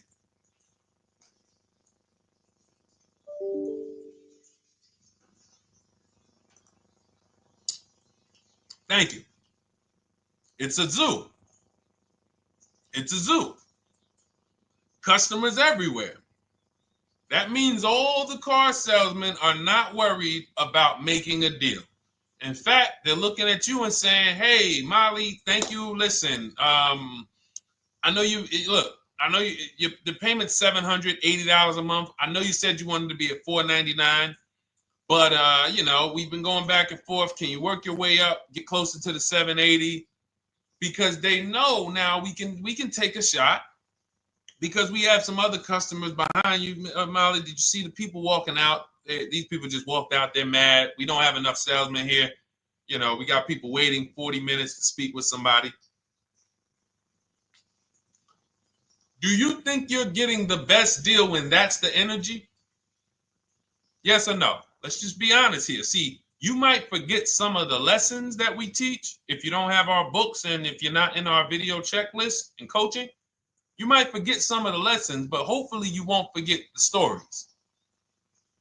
So you walk in the dealership at the end of the month, the place is a zoo. It's people everywhere. They're ringing bells. They got the big clown, donuts around. Hey, you want a donut? Do we think there's desperation? Thank you, Sheila. Thank you, Molly. There's no desperation here. And they don't magically wait till the end of every month to hit their numbers. Some dealers hit their numbers at the 25th of the month. Numbers are hit. We still got people coming in end of the month. So What we want to do to answer the question is we want to be positioned. What I like you to do, for those of you who are in an emergency situation, you need a car in a week, in 2 weeks, that's fine. Everything we teach can guide you. We've had people who got their cars in 3 days. Like that's not something that is let's see. This is my second go around, much easier, more relaxing experience. Calculator definitely helps. Turned in my CRV, got a 2022 Marcus, some dealers wouldn't do. Somebody, I wanted to read you somebody who got their car in like 3 days, 5 days. That's normal. Again, like I said, we're not taking you to car college here. Like you know, our step-by-step programs can get you to your cars in less than a week, 90 minutes. But you don't want all your car shopping to be emergencies, because here's where you want to be. You want to be able to say no for up to 3 months. Reason is, there's a group of people that walk into the dealerships. They're there right now. They're desperate. They're giving off desperate energy. They can't say no. They back themselves into a corner for whatever reason. If their leases are up, maybe they don't know you can get an extension. If your lease is up this month, you can call. You can get yourself an extension for 1 month. Some leases will be extended up to 3 months, up to 6 months. Those of you who have cars and you're like, Deshone, I'm shopping for a new car, but I don't need it. I just, my car still got some life to it, but, I want to look for something new. This is a position of power to be in. This is where you want to be. You want to be able to say to yourself, all right, let me look at the offers this month in May. All right, I'm going to follow up next month because the offers change. The used car market changes. The lease prices change. The dealer desperation, it changes. I'm not letting tariffs push me into doing something and making a bad deal. I'm not doing it. I'm not worried about tariffs coming, because there's going to be deals no matter what. If the prices of the new cars go up, what happens to the prices of our used cars that we're going to be selling? See, that's how we really won during COVID. Some people who've been with me since 2021, that's how we were winning. My man John Shaw, he was one of the first people. David Isaacs came in, got his BMW. Yes, the lease prices were slightly higher back then. We were still getting under 1.5. We were still getting 1.4. John got a 1.2 on a Jeep Wrangler, but we were selling our old cars for 8, 10, 12 grand more than they would be worth today. So even if the new car market goes up, we know how to maximize the prices of the cars we're getting rid of, and we're going to offset it. So we want to position ourselves to be able to say no. That is the strength. That's the leverage where we can say, you know what? All right, I'm going to follow up next month. Now we're telling the dealers right up front, hey, call me. I'm good between now and June 18th. I'm good between now and July 20th. So now what those dealers say is, okay, this is a serious customer. By the way, we have all this in templates. In my book, you fill out the template, you fill in, here's the day you can buy a car. This is your deadline. When we blast it out, these are things you can call dealers and you can tell them, hey, I'm good between now and anytime before the summer. Call me if you get a black one with the red seats and this package in it. If you want to call around, you want to do it that way, you could do that. But what you're letting them know is, call me when you want to make a deal. I can make a deal today. Let me see the numbers today. Great. All right. If sometimes you'll see that a car is a little bit out of the range we want it to be in, you might say, man, I'm looking for it to be around, 505. This thing's coming in about 550. Okay, maybe I'll check next month, see if the program gets better. You might say, all right, dealers are saying to some of you shopping for cars that maybe every dealer is not going to have it. When you reach out to the dealers, only 5, 6 dealers have it. But they say, hey, I got something coming in May. I got something coming end of May, June. Is that good for you? See, they're desperate customers. They can't say yes to that because they back themselves into a corner. But you guys now operating with a 90-day shopping cycle. If a deal comes today, I'm jumping on it. But if you got something coming next month, I'm jumping on that. Call me when you're desperate. Call me when y'all have that meeting. Hey guys, we're way behind. Listen, we need a deal. I'll take any deal right now. Hey, is that person that Sheila McCauley, you know, that last month, her number, we couldn't make that deal last month. Did she get a call yet? Hey Sheila, did you get a call yet? No, I'm still waiting. Okay, great. We can get to your number now. Perfect. Thank you. Positioned. So we want you to be positioned when you use what we teach, whether it's the Cars from Home digital book, whether it's the Shop with Deshone. For those of you who are like, Deshone, let's do this together. I want the checklist videos. I want coaching. I want to be able to pop into the Facebook group, ask around. We can't give you that for $24. No author can give you the support. I got tons of books. There to Be a Man, In His Steps, Tony Robbins' book. None of these authors can give me support for the price I paid for their book. That just can't happen. But some of you are like, you know what? This is a big investment. I want to make sure I have access to, you know, systems for life. That's the Shop with Deshone done for you video checklist. And then you got coaching direct with me in our Zoom calls every first and third Wednesday. Twice a month we do. And then we got our private Facebook group with 1,600 people. And then some of them are sharp as me. I'm telling you, let's look at, you know, y'all know I brag about Rosalie. If you like Rosalie, if girl got 4 cars in within a year, you know. Her first car was the Infinity. She got her Infinity truck. And I was sharing her a lot last year when she got her Infinity QX60, but she recently shared that she got 3 vehicles. And hold on, where is she at? I just had her up. So this is the people that's in the group. Like, look, 3 vehicles. Big shout out to Deshone the Auto Advisor for making these incredible deals happen. 3 new leases for my sons with only first month's payment down. She got a Nissan Rogue, almost $37,000 vehicle, $399 a month, no money down. Mazda CX-30 Sport, $28,000 vehicle, $28,300, $339 a month. That's a 1.2% lease. And she got a Mazda CX-50 Premium Plus, $40,400 vehicle, $420 a month. 2 1% leases and a 1.2% lease. And the cherry on top, she says, I sold 2 leases. Some of you don't even know you could sell a lease. She said, I sold 2 leases. She had equity. Now, not every lease has equity. But if 8 out of 10 leases don't have equity, then 2 out of 10 do. So if you've just been dropping your leases off at the dealership, hey, here's my old lease. Let me get the new one. Hey, here's my old lease. And you have not assessed the equity. Could there be equity in it? Imagine how much money you've left on the table. Imagine how much, wow, I didn't even know you could sell leases. She sold 2 leases, 2 2021 Elantras, walked away with $6,737 in equity. Deshone, I could not have done this without you. Your program is a game changer. So this is what we want. We want empowered car shoppers. We want people who are not intimidated.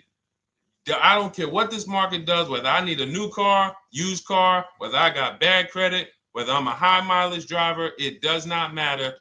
We have strategies to make sure you are going to win in this market or any market.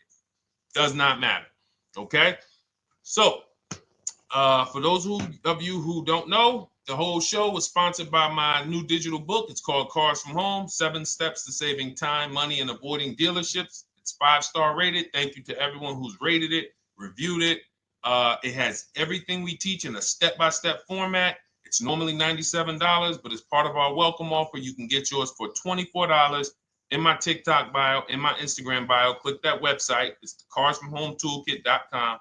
Or we have a link for you guys in the YouTube comments, in the Facebook comments, and you just click the $24 welcome offer, good for 30 minutes. And for those of you who have different learning styles, or if you just want some free advice, we have some links in there for you as well. Whether you are a do-it-yourself type, whether you are do-it-with-me type Deshone, or whether Deshone, I think I qualify for that done-for-you shopping, where I can relax at home and you guys go do that work.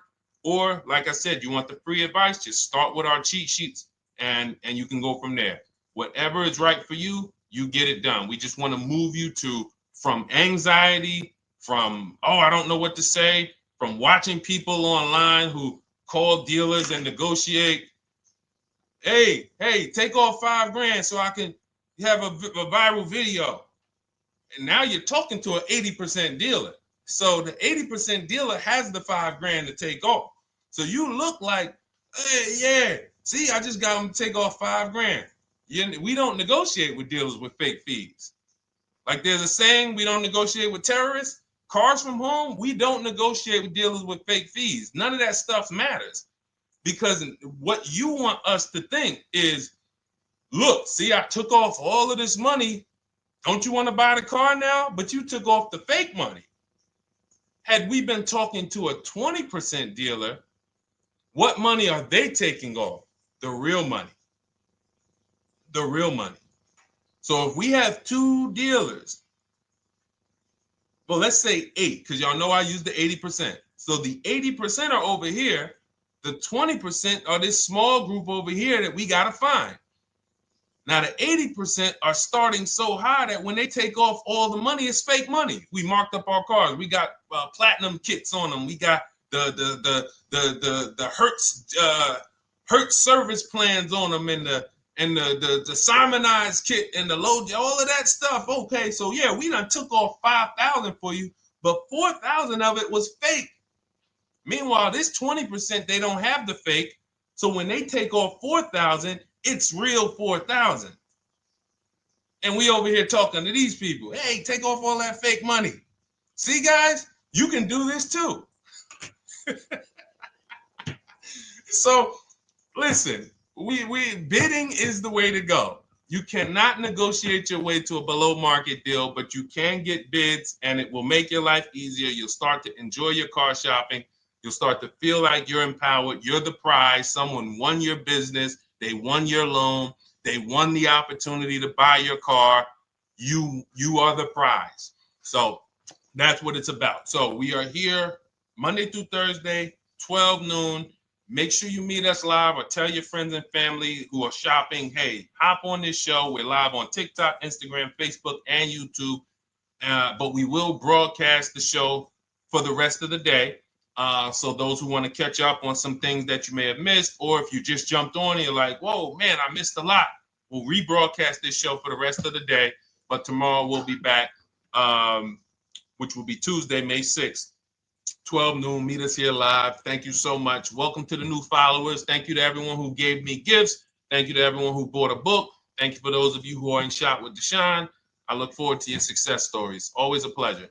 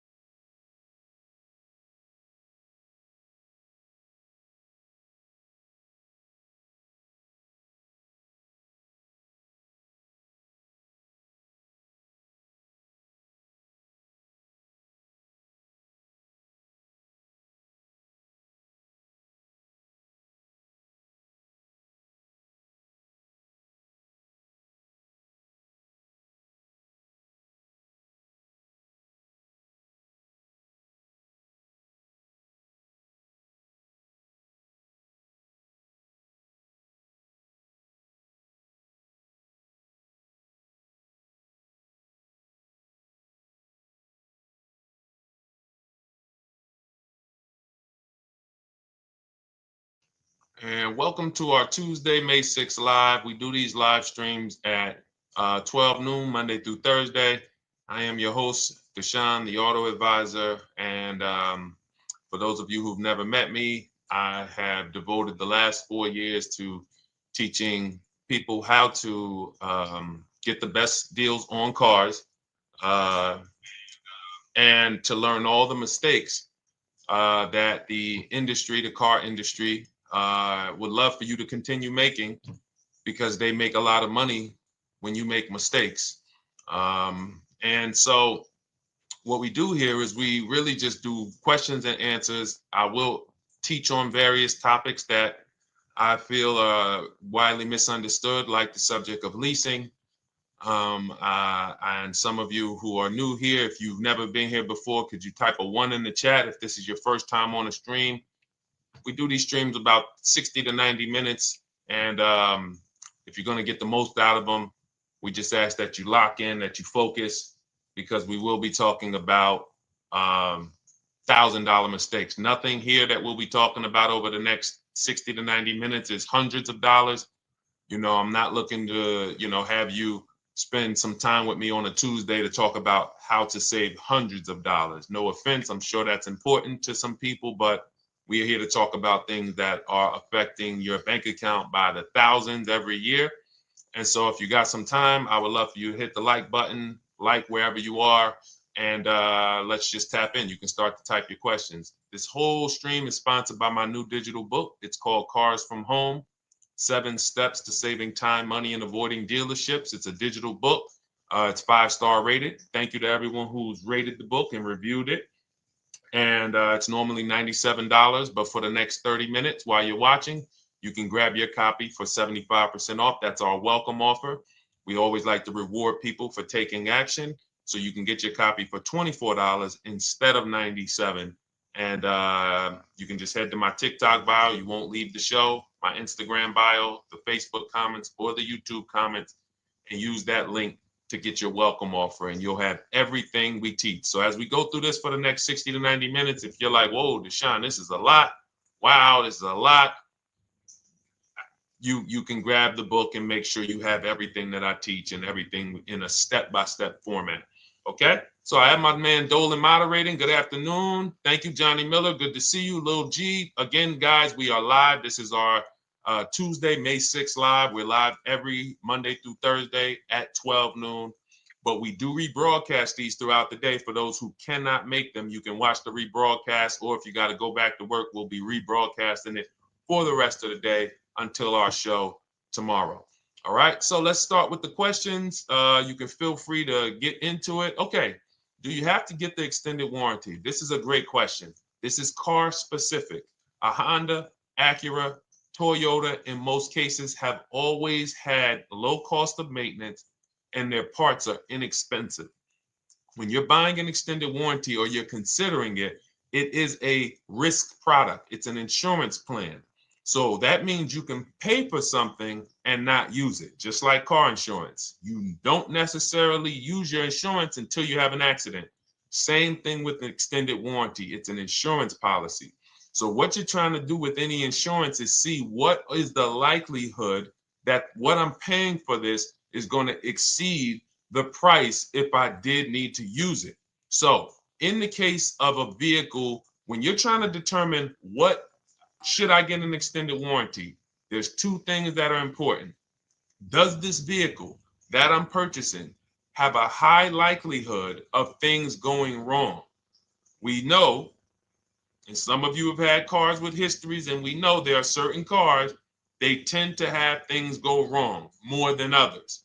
And what I like to do is go right to Google and type in repair cost, because this is the second item that we are looking at. We're looking at average repair cost. So if you're buying a 2010, a 2015 Nissan Altima, 2018, Hyundai Sonata, you go right to Google, you type in 2018 Hyundai Sonata average repair cost. Now, if you see that those typically go on the lower side, then that can take a lower set of risk where you might say, all right, likelihood of these things going wrong on this car is slim. But if you see that the repair cost is on the mid to higher side, that's shifting more risk to if something goes wrong, the cost for you to pay for it out of pocket will probably exceed the warranty. So when I work for Mercedes-Benz, who's new here? Type a 1 in the chat if this is your first time on a stream with us. First time you've ever been here, type a 1 in the chat. First time. What's up, William? What's up, DJ Ant Nice? Good to see you. Maggie, good to see you. Enrique, good to see you. Miko, good to see you. Tetra Washington, good to see you. Jan, good to see you. Claire Clairvoyant, good name. First time, if this is your first time, just type ones in the chat so I know. I don't want to assume anyone knows who the heck I am and what my experience is. Daniel Thompson on Facebook, great to see you. So I worked for Mercedes-Benz for 5 years, General Motors for 5 years, and I ran my own brokerage, my new car brokerage, called Cars from Home.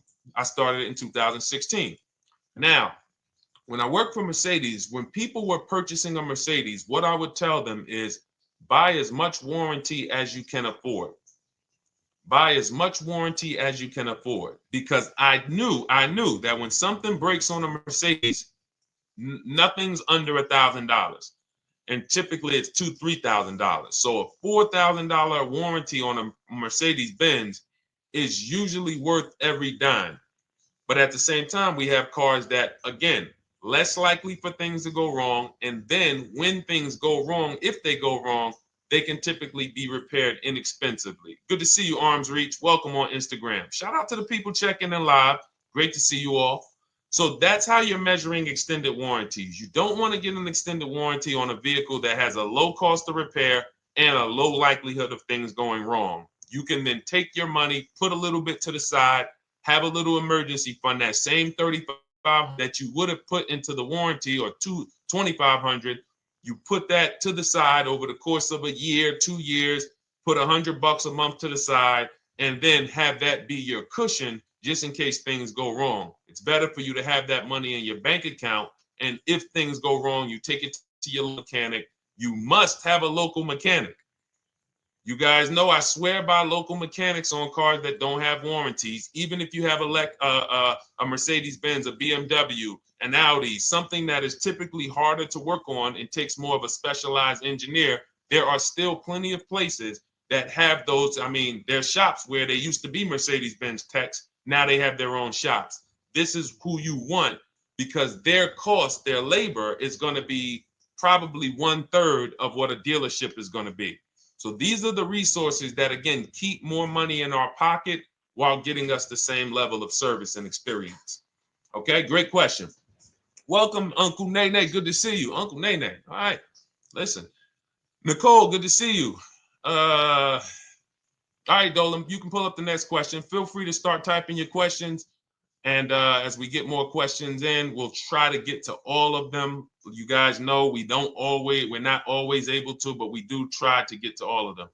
How do I shop around for the best lease deal without affecting my credit? Well, first of all, you're talking to someone who's, just so you know, I've taught thousands of people to lease.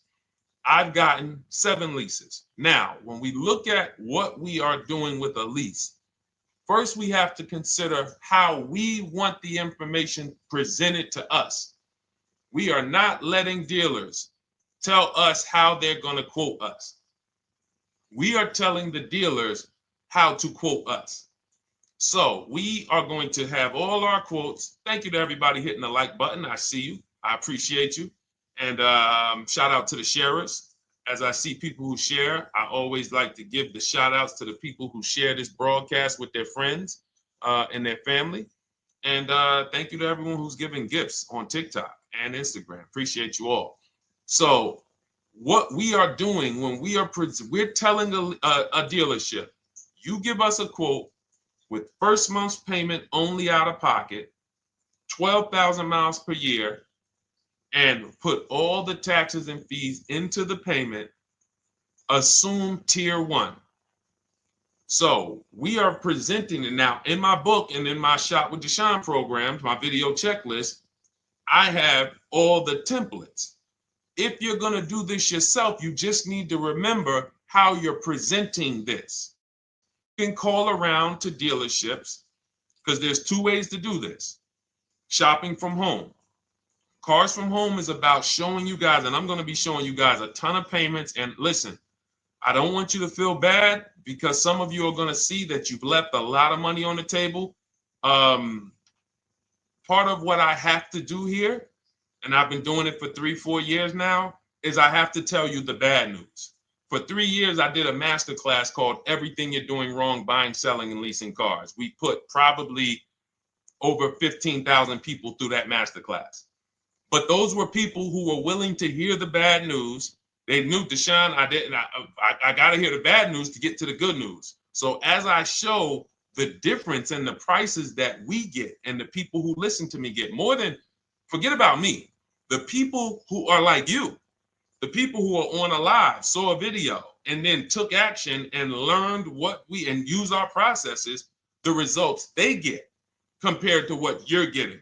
You're going to see, wow, they're saving $3, $5, $7, $10,000 more than me every single car. And so the Cars from Home system is about bidding. It's about turning your car purchase into a bid. You're no longer begging. You're no longer going into a dealership and begging one dealer to sell you a car, and then you go to another dealer and beg them, sell me this car, please take my money, please take my money. Meanwhile, you're not seeing the entire market and the people who would compete to get your business and gladly give you the service that you deserve by giving them a $30 to $50 to $100,000 transaction, which is what your car purchase is. So now so the big thing to understand right off the top is, now I need to learn this bidding. I need to learn to get multiple offers. So you can do this by phone. You want to do this by phone, you can call around, but you must give them that information in order for you to compare the deals the right way. Lynette, good to see you. Christina, good to see you. Melvin, good to see you checking in. Rudolph, I see you. Once you actually give them that information, 12,000 miles per year, first month's payment only, due at signing, taxes and fees in the payment, assume tier one. I want the tier one offer. Even if you think I not qualify. Now, if you got a credit score above 670, all your FICO scores, most of you will qualify for most tier one leases. So you want to see, what does this look like as I get my offers? Once you get your offers in this format, you can use the 1% rule as the gauge. The 1% rule is been around for more than 20 years. Everyone who leases and who's savvy, we understood if your lease payment is 1% of the MSRP or less, you stole the car. That includes taxes, that includes fees. You're still in the car. So example, we're looking at a $30,000 car, Hyundai Sonata or a Hyundai Elantra, $30,000 car. When we shop all our offers, if that lease payment is $300 per month, with only $300 due at signing. In other words, I show up, here's $300. Good to see you, GDTV. Thank you for checking in on YouTube. Once I give you that $300, that's my payment for the next 35 months. So that's a very, very low percentage of the car you're paying. It's a 1% rule. Now, in order to get a 1% lease, you need a great lease program, which means the bank has to be supporting the car, rebates, incentives, and then you need the biggest discount, the dealer who's going to give you the biggest discount. Now, one of those we can control. One of them we can't. Which one can't we control? And for those of you who are new here, we don't play around here. But my people who are moving, and again, I'll show you, like a lot of people, we got a lot of people who've been following us, using our processes. They're locked in. They're not casually on a live here. We're not casually here talking. They are locked in. Like, boom, okay, I hear you. They're answering, they're typing, they're not, vacuuming in the kitchen and trying to hear. You can't do. We're talking about your second most expensive purchase of your life. It's going to be, you got to lock in. You got to challenge yourself to block out the distractions while we're on this stream, because this is your money. And if you don't take your money seriously, the car salesman will take your money seriously. Oh, I like that. Praise the Lord. God is good. You don't take your money seriously, the car salesman will take your money seriously. Man. So, all right, now somebody remind me the question I asked. I got so happy about that little catchphrase that I forgot who we were. So I know we were discussing, okay, we're talking about the 1% rule. So now, one of the things we can't control is the bank. We don't know what the lease payment, what the lease program is on a car. So when we shop cars, we are going to now look at multiple offers, and here's what you're going to see. Now, I'm going to show you an example of how we know or how we expose where the dealers are concerning pricing. Now, you can't see this on TikTok, but on YouTube, Instagram, Facebook, you guys can see this. I'm going to tell you guys about it. YouTube just doesn't let us do the same type of stream. But this is a particular Infiniti that we shop for. We have offers ranging, this is a $61,000 vehicle. We have offers ranging from $680 per month, which is a 1.1% lease. So a $61,000 car, $680 per month, that's 1.1%. We divide the monthly payment into the MSRP. Now, we can see here that there are some offers already from dealers that are almost $900, $889 per month. $889 per month, $873 per month. So now when we look and we say, whoa, how can we have two, like we have all these dealers have the exact same car, yet one of them is $200 per month higher than another dealer. Exactly. We call them the 80%. The 80%, even after back and forth, even after, hey, we'll take off some money. All right, we'll drop the payment $50 a month. Their offer is still so high. It's a horrible deal. Now, why would they offer this? And this is consistent. So I don't want y'all thinking, well, the dealers that I walk into, they're different, Deshone. They take off more money. It does not matter what you think. If you don't have the market reports, if you don't know how to get multiple offers so that you can see, we do this all around the country. We have students all around the country in Cars from Home. We have people we shop for. We have over 13,000 books sold now. Like, we have lots of data to prove this. 80% of dealers are going to be overpriced. This is another particular deal on a Toyota, a market report. And you guys can see that the out-the-door prices here, list price, $32,000. Out the door price with taxes and fees, $38,000. That means that dealer is charging all types of fees on top of their price. The $39,000 MSRP. Look at line number 3. $39,000. Out the door price is $41,000. We can see $39,000 out the door includes taxes, includes all the fees. So we can see that these out the door prices in the left, in the right column, are way higher than the MSRP, $35,798. Out the door price is $39,700. But look at the green. Look at the green. This is what we call, we found the dealer at this time who wanted to win the bid. They wanted to win the bid. They needed the car sold. This is a rotation. We don't say to them, wow, they won the bid one time, so they must win the bid all the time. No dealer can win the bid all the time, or they'll be out of business. But in this particular case, at this particular time, for this particular client, this dealer said, we're going to sell this car for that's $35,500, and out the door with taxes and all the fees, $34,994. That is a over $4,000 discount off this vehicle. When all the other dealers are, not only are they not giving you a discount, they're charging over list. And they might come and say, all right, we'll take off $500. We'll take off $1,000. We'll take off $1,500. They might start so high with you guys that you think, wow, they started up here and I talked them down. They took off $3,000 from me, but they already were $3,000 in fake fees, protection plans, and all of this padding, dealer adjustments, which is fake fees. So whenever they say, because the dealer gets a minimum of a 6% profit margin, from list to invoice, we have profit. From invoice to holdback to triple net, we have money. That's all the profit margin. On top of that, when we add a dealer adjustment, what we're saying is we're going to sell this car to someone who does not have the skills to find our competition. And they're going to come in, and if we got to take off $2,000 to make them think they won, this is what we're going to do. But what we do here, what people like Brian is going to do, look, just finalize my first ever lease using your system, 2025 Honda HRV, $30,000 vehicle, $395 a month payment. no money down. His initial quote was $434. He ended up using our calculator, which we have in our book and in our program. If we put all our offers into that calculator, it tells us what to counter. He gets that offer for $395. That's his deal.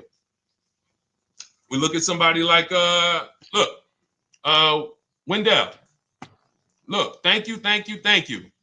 It's the least I can say for your book, Cars from Home. We're still in the middle of the process. Just sold our car today, like 10 minutes ago, for 30% above value. Why? Because he got bids. Look, using the insights from your book. I've read the book multiple times and told many people about it because it's that good. It's so intuitive and insightful. We'll be moving to the next step soon, and I'll write again. So now you heard him say we're moving to the next step soon. Step 2 in my book is the equity assessment. That's when we get bids for the car we have. We get bids. You're going to go to, listen, you should never be trading your cars in. Let me ask you all a question. Do we get the most money for you name me one thing that we get the most money for that thing trading it. Name me one thing. If I had this iPhone, do I get more money trading that iPhone in for another phone, or do I get more money listing it online and selling it to whoever will pay the most? Trading or selling? Let's go. Who's locked in? Tax advantages are very small. I understand you, Ronald, but the tax advantages, we have people that are selling their cars to cash buyers for $3 to $5 grand more than what they can get on trade. A tax value, a tax advantage for the difference is not, it's minimal. Exactly. Thank you, King Carter. You listed. So the money is in the bids and the competition. So going back to this person who asked the question, how do I get the best deal on a lease? It's going to be through multiple offers. That's my 2 favorite words. I would wear them on a shirt if I didn't wear unlearn, relearn. Because more than multiple offers, I need you to unlearn. Because the people who come with bad information from years, Deshone, this is not how my uncle taught me to buy cars. Deshone, this is not how I ever heard about getting cars. I was always taught just go in and just don't tell them about your trade and then ask to see the invoice and all of this stuff. That's what I was taught. Yeah, but you're not going to get the prices we're getting until you unlearn all of that bad information. Bidding is how we buy everything. When we go into the supermarket to get spaghetti sauce, all of those companies are bidding. They're bidding. Hey, listen, we'll sell you this for $3.99. Hey, we'll sell you this for $5.29. But we got a better product. We got quality. Look at us. Look, it's all bids. Everyone who wants to sell us something is competing, except car dealers. Y'all notice that? So the mindset that y'all got to have if y'all want to really win and save all of this money and get these huge discounts is I'm going to start purchasing and leasing cars like I buy other things. It's going to be a competition. And I promise you, your whole life is going to change. Your entire car buying experience will change forever. You will be sitting here just like my man Ken, graduated, $585 a month payment, no money down on his Nissan Murano Platinum, $50,000 vehicle. He's paying $585, no money down. $50,000 vehicle. How much would a $50,000 vehicle cost us on a loan if he purchased it? How much would a $50,000? Some of you know every $5,000 is how much per month. Let me see who's locked in. Who's locked in? Every $5,000 is how much per month on a loan. I see you, Daniel Thompson. Check in. Good to see you, Dane. Thank you for breaking it down with complete truth. Keeping eyes wide open to know what to exactly expect. There you go, Dane. Welcome. Glad to have you here. We do not play around when it comes to this. All I want you doing is winning with cars, in love with your deals every time you get a car. All right, nobody knows the 5,000. How much is every $5,000 on a car payment? Come on, y'all. These are principles we've been teaching. Thank you, Daniel. $100. Thank you. $100. So we always want to default to a 5-year loan. I'm going to tell you why. when you default to a 5-year loan, you're in a safe position. Now, defaulting to a 5-year loan means when I look at a $20,000 car, I'm thinking $400 per month. 5-year loan, every $5,000 is $100 per month. If worst case scenario, I'm trying to get a little bit more car, then I'll go to a 6-year loan, but that's the max. I'm not going past a 6-year loan on a car. That's like going to a 40-year mortgage on a house. They're available. It's not a good idea. So when we look at these, you say to yourself, wow, a $50,000 car, that should cost him, if he did no, remember, this is a no money down deal. We're just looking at how much money we're putting in these cars. That car would cost him about $1,000 a month if he purchased it, 5-year loan, no money down. Which is why when people purchase their cars, what do they typically do? Come up with a ton of money, 10 grand, 15 grand, 20 grand, because they're going to pay into that car to try to lower that payment, because that payment. But some of us who don't have the down payment, we're financing most or all of the car. But here's the thing.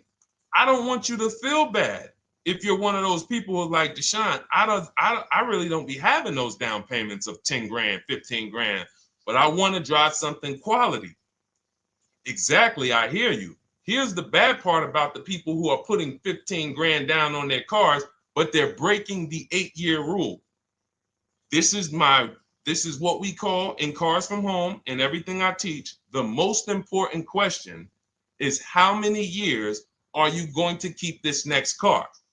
If it's not 8, then we don't purchase those cars, because here's what happens with people who go into their bank account, slap $15,000 down in a car, and don't keep the cars 8 years. And if anybody's willing to be honest, they will confirm this right here on the stream.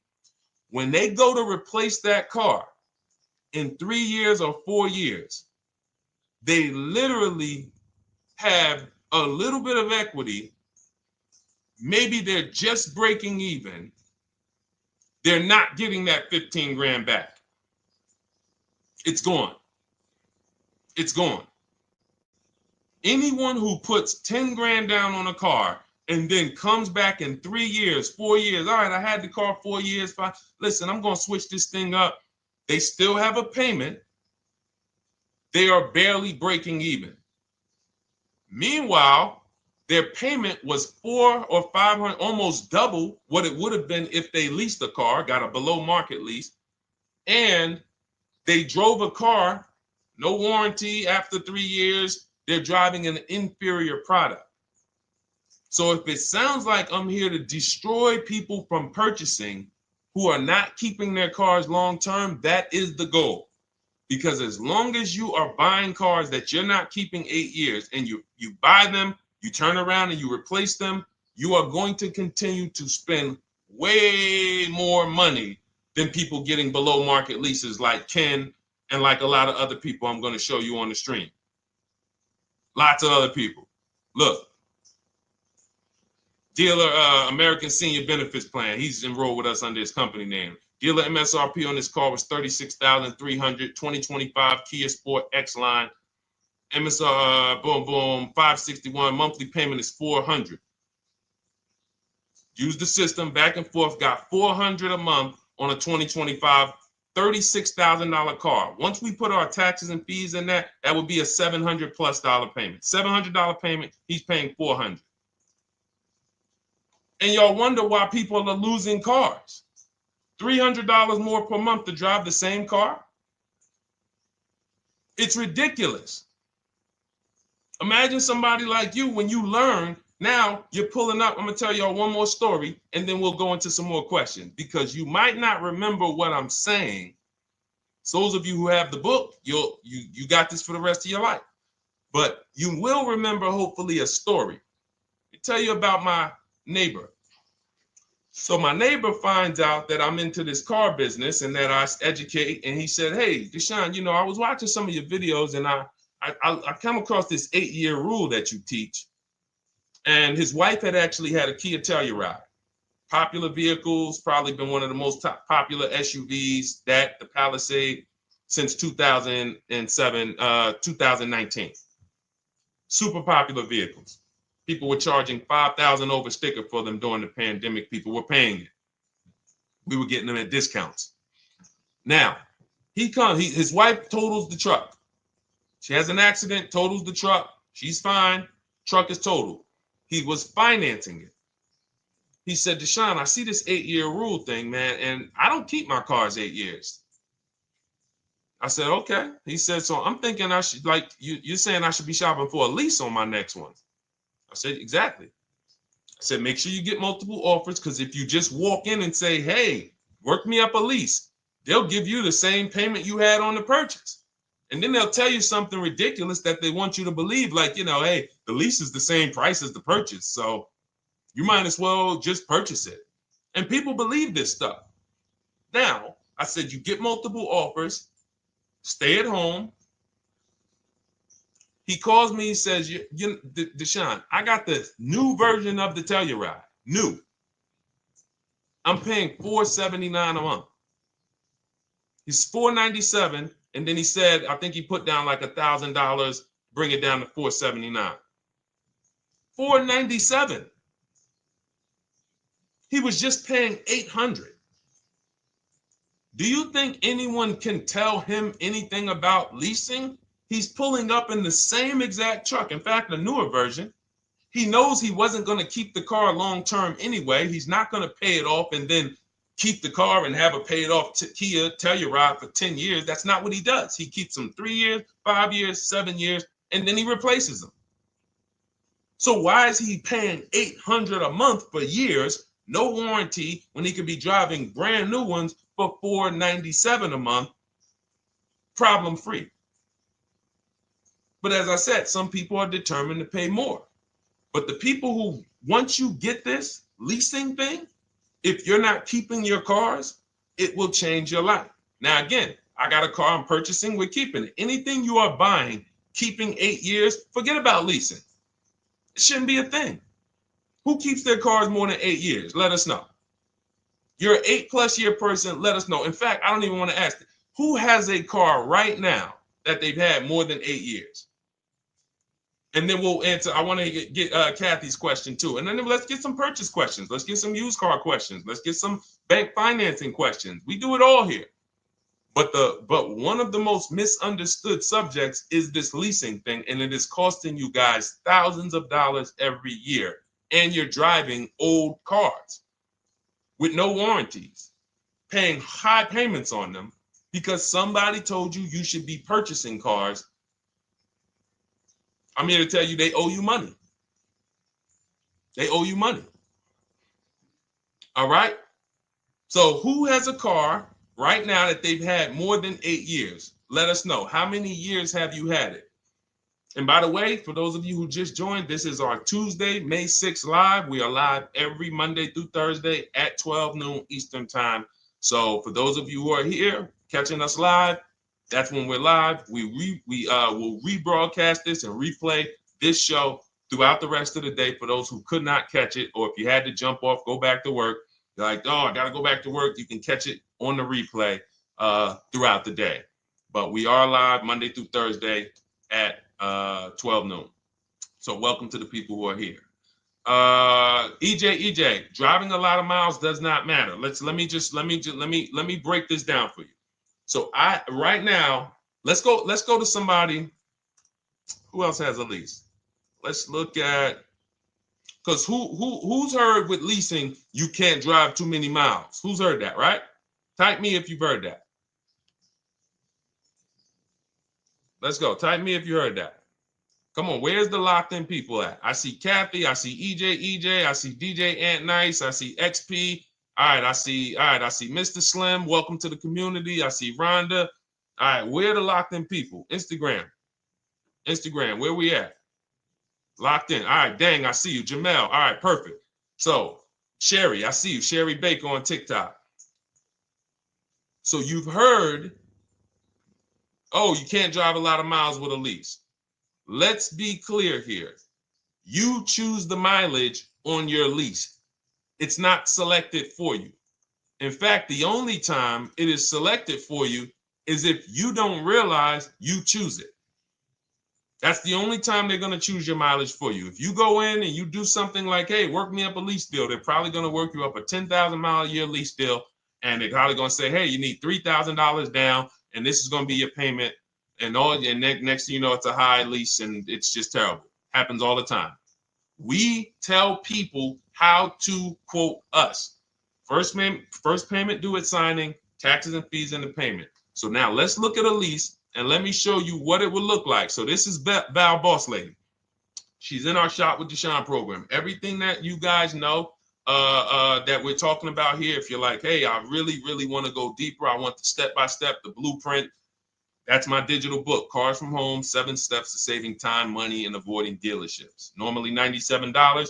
You get a welcome offer. It's 30 minutes because I want to see you win, and you get 75% off for 30 minutes. If you go to my TikTok bio, Instagram bio, YouTube comments, Facebook comments, click those links, and then click that one that says $24 welcome offer. 30 minutes only, reward for taking action. You have everything we teach, the low market leases, the low market purchases, used cars, bank bidding war, making banks and credit unions bid, all of that, $24. You can, somebody emailed me yesterday, said, I'm $15,000 up with what I've learned from you already. And so if you can get it for $24, you can save tons of money for the rest of your life on a $24 investment.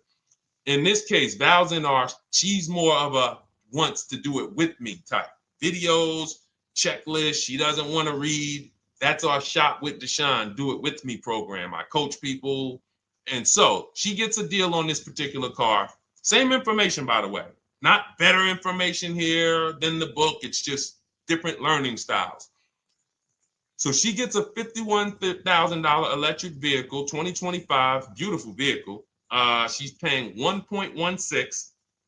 So her payment on this car, on this $51,000 car, let's continue to make sure we understand the price of these cars. $51,000 car, her payment is $591. No money down.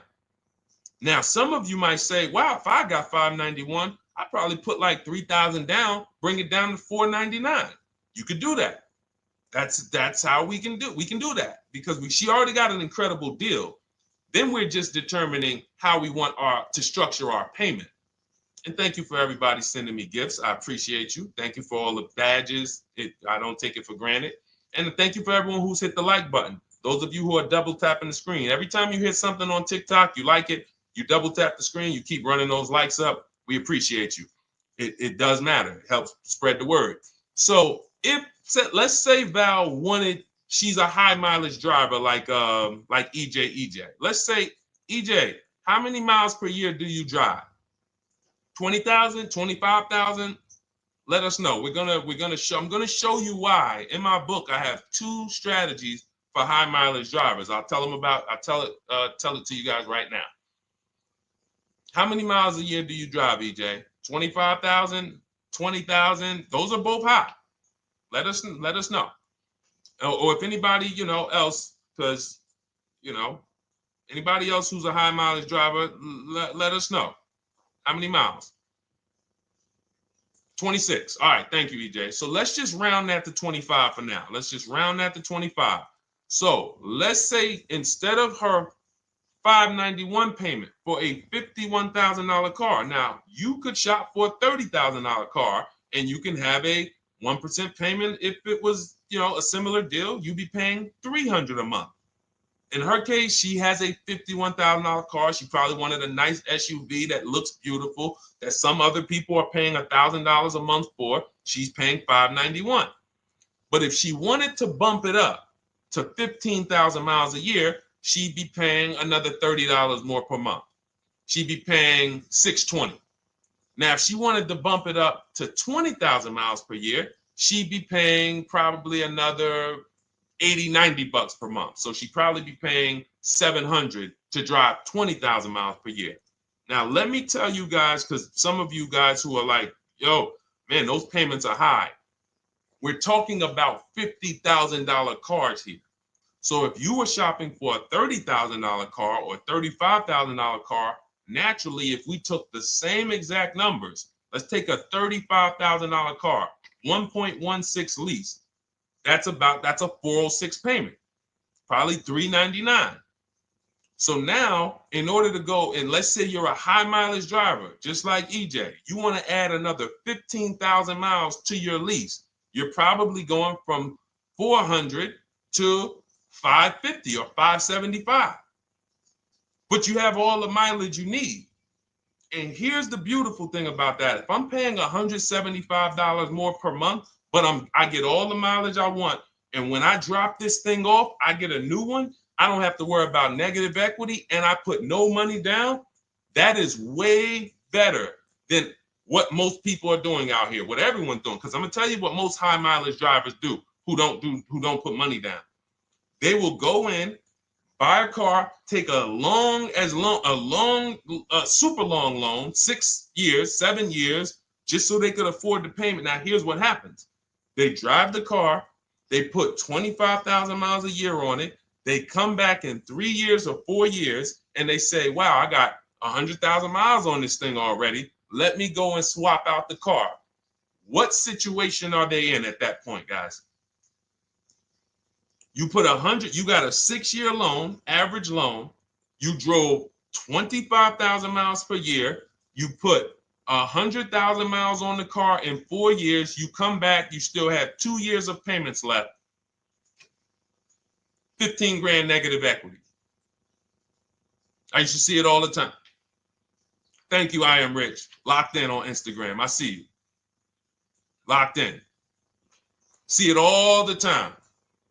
Every car salesman who has dealt with a normal 25,000 mile high mileage driver that does not keep their cars sees it all the time. They come in, yo, man, what you do for a living? Man, yeah, I do DoorDash, I do Uber.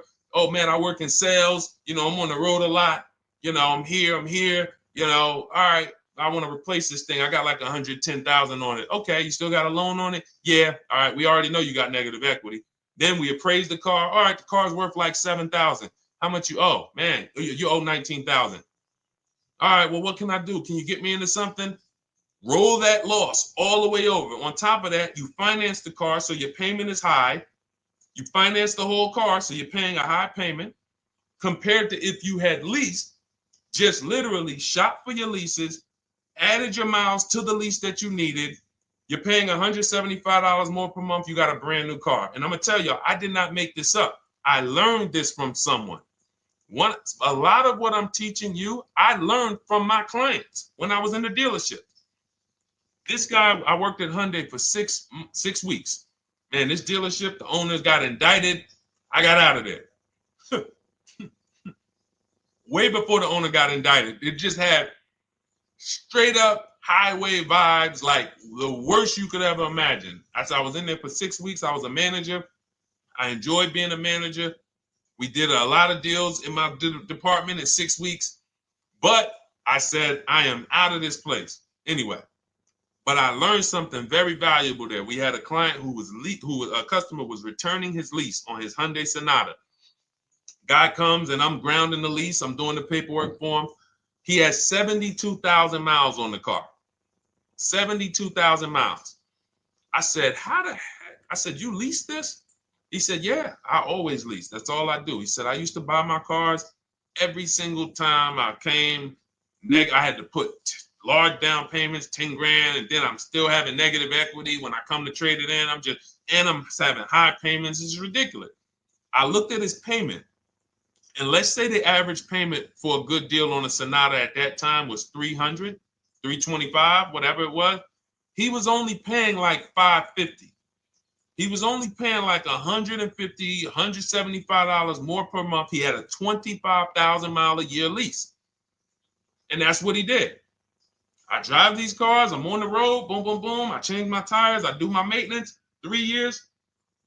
It's a fixed cost. There's no variable cost. I don't have any surprises. I'm not getting hit with a negative equity bill that I got to transfer, which means when I transfer my negative equity, I get less car on the next transaction. Because if I got to bring over 15 grand of negative equity, that's probably 300 a month that I'm paying for my old car when I get my new car. So if my new car was 400 a month, but my negative equity is another 300 a month, I'm getting less car for my money because now I got to take all those losses and bring them over to my new car. This is high mileage drivers and people who don't understand leasing. That's why you're losing so much money. And when you just flip the switch and realize Deshone is not talking to me emotionally, I am not talking to you about never do this, never do this, like these other people who say this, do this. This is how you buy a car. They never talk numbers. Y'all notice that? You notice that, right? You never hear them talk numbers. It's always never do this, always do this. This is the worst way to do this. This is the most expensive way to do this. This costs you the most money. They never talk numbers, though. That's why everything I do is to show you the numbers. Thousands of transactions since 2006 in the car business, helping people the last 4 years all around the country. This is the numbers that they might not understand. So if you're not keeping your car 8 years, it does not matter if you drive 20,000 miles a year, 25,000. You should be looking at a high mileage lease. Or my second strategy for high mileage drivers is this, because some of you want a nice car. This is for my people who you're like, man, Deshone, I'm on the road. I got my car that I do my work in. I kind of, slep it around. I don't really want to lease something and then put, that wear on it. I got stuff. I'm throwing bags in the back, whatever it may be. There's a strategy we created called 2 cars, 1 payment. And what will happen is your first car will be a purchase. And if you have an existing car, you're going to keep that. So let's say you have a car now, you're driving a lot of miles, you're doing your 25,000 miles a year. You pay that car off. You keep that car, and then you go and you lease you something nice, regular mileage. So you might get a 12,000 mile a year lease, and then you drive 12,000 in your mileage car, 12,000 on your nice car. Because some people are like, I want a car that I could, when I need to go somewhere nice, this is what I want to drive. When I'm with my family, this is what I want to drive. But when I go to work 5 days a week, I'm going to drive my mileage car, 3 or 4 of those days, and then I'll take the lease maybe 1 of those days, and I'm splitting the mileage. You still have 1 payment. It's low. And then every couple years, you replace the mileage car or you replace the lease car, and depending on when the lease is up. But you want to keep that, and that mileage car should be something that will last. Ideally, something that you can get 200, 300,000 miles a year out of that car.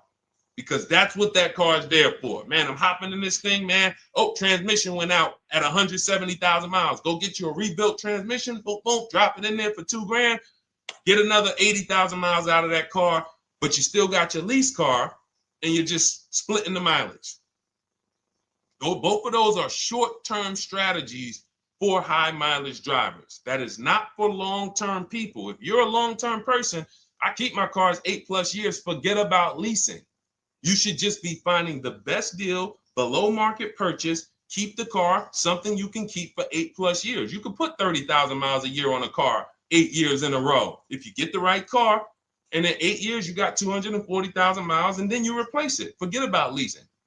This is only for you guys not keeping your cars 8 years. You're getting killed on depreciation. You're paying tons of money. This is you are the people who should be leasing. Okay? So everything we're talking about this is the Cars from Home system. We teach this. I'm not freestyling this. This is in my book, digital book, Cars from Home, 7 Steps to Saving Time, Money, and Avoiding Dealerships. We have two strategies for high mileage short-term drivers, 1 strategy for high mileage long-term drivers. And so if you want your copy, you can get it for 75% off. That's our welcome offer to you. As a 30 minutes. Welcome. Thanks for being here. I want to reward you. If you want everything we teach in a step-by-step way, go grab your digital copy. It's in my TikTok bio. It's in my Instagram bio. Click those links. We also got a link in the YouTube comments and the Facebook comments. Grab your copy and make sure as soon as you purchase, screenshot the thank you page. You're going to see thank you for your purchase. screenshot this page because it has my support team's email on there. And then there's a link for you to open the book right there. You can save it right to your computer or right to your phone. Okay. But and we also have a special for those of you who are like Deshone. What about that, video checklist and coaching program? That's lifetime access to my video checklist. You're like, maybe Deshone, I don't really read. I like step-by-step videos. And also, I want to be in your Facebook group. We have 1,600 people before you that are in that group. 2,300 people that are shopping with us that have a lifetime access to our video checklist. We have a $200 special for that welcome offer. And so I'm always about rewarding people for taking action with a special offer. It's limited time though. And so get in where you fit in. All right, let's keep it going. Thank you, Corey. Said amazing knowledge. Thank you. And I'm glad I saw somebody said that's a great idea with the 2 cars. Thank you. It's a great idea. All right. You've convinced me to lease my next vehicle. Awesome. Awesome. Does your service shop for lease terms on the car? Absolutely. If you qualify for done for you, that means you just want to relax. That means we only shop for new cars and leases for people, new purchases and leases. And you have to have a FICO score over 670. But yes, here is a market report that we prepared for a client. Let me put on do not disturb. Here's a market report we prepared for a client. Okay, so I showed you that that's an affinity. We didn't even finish that. We had just started for this client. But this is, do I have one here? No. Do I have a lease market report here? Yeah, right here. So that's an example of what a Kia, this is a particular Kia lease where their best offer was a 1.27 offer. Now, here's how you know you found the bottom of the market. And again, whether you're using the book or whether you're calling around, again, you can call around to do this. The key is not going into dealerships. You cannot do this going in. Once you get your offers, you know you found the bottom when your best offer is between $150 to $200 less per month than your worst offer. And if you're purchasing, you should see a spread of between $3,000 and $5,000 minimum between your best offer and your worst offer. That's when you know you've shopped correctly. Because until you find the 80% dealers, you have not shopped correctly. If you're like Deshone, these prices still seem close. You have not found, you're talking to the 80%. You haven't found the 20% yet. Because the 20% is going to be that $3,000 to $5,000 less than the 80%. That is just the numbers. That's the way it works. So yes, so when some cars you're going to see that the lease program won't allow for a 1.1% lease. The best offer, like, we've shopped Hyundai Palisades for years. And I got my dad one back in November. And his best offer is like around 1.3, 1.28. That's the best I've ever seen on a Palisade. I've never seen a 1.1 on a Palisade. I've had people in our Charles. Some of you know I posted pictures of him when he got his Palisade last year. We clear out the old pictures because we got a bunch of new people with 2025. So we're not going to sit here and talk about 2024s anymore. We got Ken, we got Melissa, we got Sheree, we got a bunch of new people, just Ralph. We're not going to, but I do remember posting Charles who got his Palisade and he's like, he shopped, used the system, got his multiple offers. Best deal was 1.3. So that's where it comes in at because of the lease program. That dealer is already taken off to win the bid, probably taking off $5-6 grand. But if they don't have more rebates and more incentives and a better, then it's not going to lead to a 1% lease. So the 1% leases come from major incentives. Maybe sometimes they have too many of the vehicles. They want to move them. Lots of bank support. But what I tell you is you should be looking for between 1.25 and 1.5. That's how you should budget for a lease, between 1.25 and 1.5. That's a great deal. And if it has a really aggressive lease program, once you get your bids, you're going to see it fall under the 1.25. You see it fall into 1.1, 1.2. but we don't know what the lease program will be until after we shop for that vehicle. Okay? So yes, absolutely. It's an empowering way to shop. It's also fun because you can see, man, I'm not begging anymore. Like these people are like, please do business with me. Please do business with me. And then you start to feel bad for everybody who's still in those dealerships doing it the old way because they're talking to the 80%. There's no way they can win. They don't even know there is an 80% to realize that's who they're talking to. So when the dealer says, all right, I'll take off $4,000, they're like, wow, I won. Man, the dealer took off $4,000. But if they saw the whole market, they would understand that that dealer actually is overpriced by $7,000, $10,000. So taking off the $4,000 means nothing. It's just sad. It's a sad thing. And that's why I spend my time trying to convert you guys from negotiating one-to-one to getting multiple offers so that you can see for yourself. All right. Thank you, Julie, name Richardson. Thank you for sharing. XP got the number 2 gifted badge. Forgive me because I don't really know what that means, but I just know that's what it's saying. So I appreciate it. Thank you, Corey22. Sherry Baker, thank you so much. Number 1 gifted badge. All right, let's go to some more questions. We got some more questions. Dolan, I'm sure you got a lot of them. And what I'm going to do for the rest of the broadcast is just try to do rapid fire questions and answers. Okay. And if you guys want me to go deeper on any particular subject, then just feel free to say, hey, could you go deeper on that? How do you get a car loan with bad credit? Well, we have a resource. It's not our company. We have nothing to do with them. But we always try to stay up to speed on who's financing people with bad credit, because the goal is you don't want a dealer controlling your financing. Somebody just came up to me. He's a neighbor. He's like, aren't you in the car business? I said, well, yes and no. He's like, well, listen, I got a connected Acura. Anybody you send me, they get anybody approved, I'll give you $1,000. I said, okay, cool. Thanks for the information. For them to give me $1,000 just for sending the customer, and he's also a middleman, he's not a salesman, how much money are they making on the customers? If they're going to give me $1,000 just for sending someone with bad credit to them, how much are they making on the deal? Arms Reach, congratulations. Just got my book. You use it when, please send me your email testimonial. Well, as you use it, just as you do your equity assess, everything, email me. Congratulations. How much are they making? We can imagine, right? If they're giving me $1,000 just for bringing them the customer.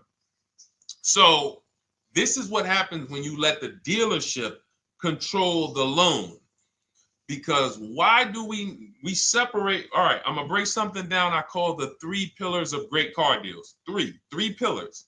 You can't get a great car deal without maximizing each pillar. And some of y'all that have been with us for 3 years, y'all already know the 3 pillars.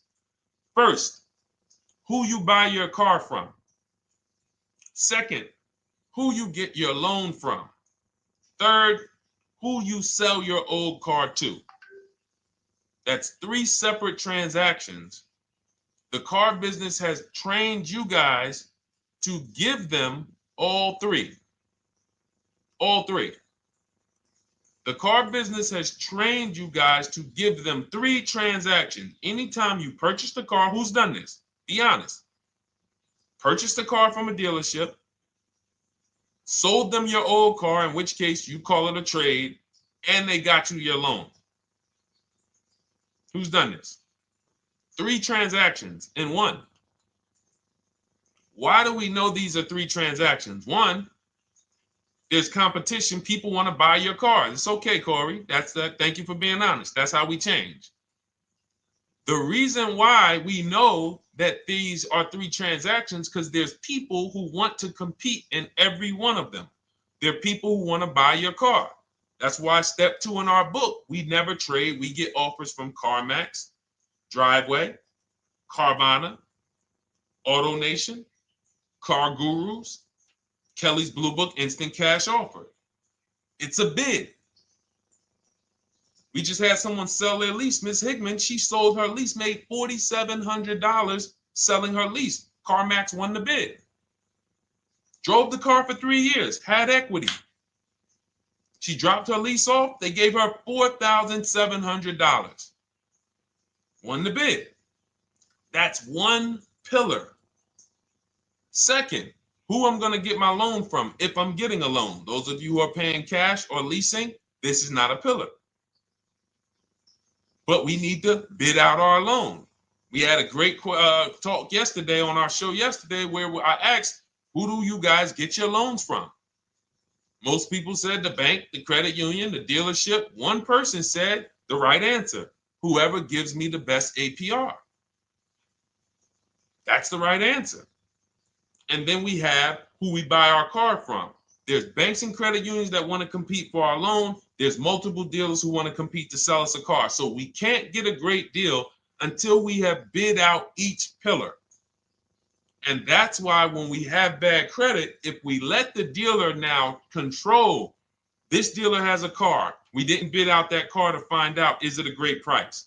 Now they're also giving me the loan and they're charging me 25%. We didn't bid that out to see, is that the best loan I could get, even with my bad credit? Is that the best loan I can get? So the key, what you want to do first, if you have bad credit, is I'm online looking for anyone who will finance me with bad credit separate from the dealer. I'm not going to Carvana.com and saying, hey, you can get a car with us you can get a loan with us as long as you buy a car from us. You're mixing the transactions. You're taking away my ability to get bids. I'm finding someone you should check out. There's a resource. Oh my goodness, what's the name of the company? It's in my book, but I want to give it to you. Goodness, it's slipping my mind right now. Send me an email or a DM, because here's the thing. If you use just that part and get the loan funded, but you don't know how to bid out everything else and structure your transactions, and are you keeping the car 8 years? Because if you're not keeping the car 8 years and you're like, Deshone, I hear you talking about leasing. I'm not keeping my car 8 years, but my credit's not good. The only purpose, if you telling me that I could be driving brand new cars for cents on the dollar, but I don't qualify right now, this car that I'm going to get is to set me up. So I'm not going to get a $30,000 car. I'm going to get me a $12,000 car, $10,000 car, the cheapest car I can get a loan on, so I can establish a payment history.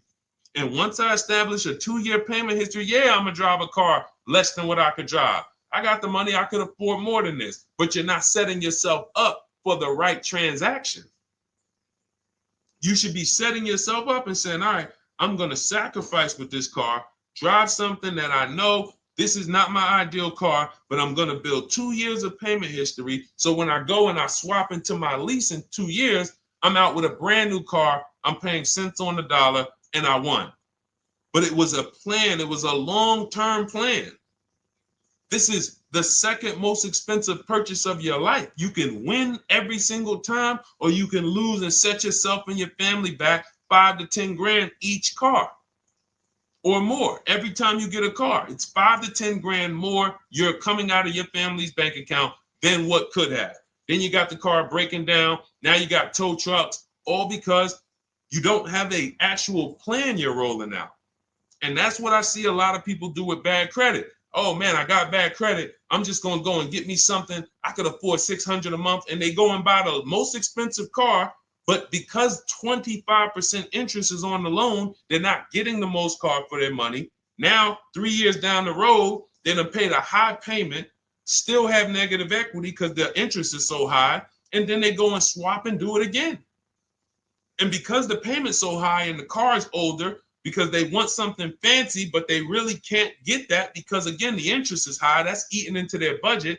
Now they're going 3 years down the road. They missed 3 payments. They were late 3 times, so they're no closer to leasing. Credit's still bad. This is disaster. So if you're a long-term person, I break it down for you guys into two groups of people: long-term, short-term. Long-term high mileage driver, short-term high mileage driver, different plan. Long-term bad credit person, short-term bad credit person, different plan. If I'm a long-term person with bad credit, here's what I'm doing: finding the absolute best car I could find, getting bids, either new cars or used cars. We got the strategies for both.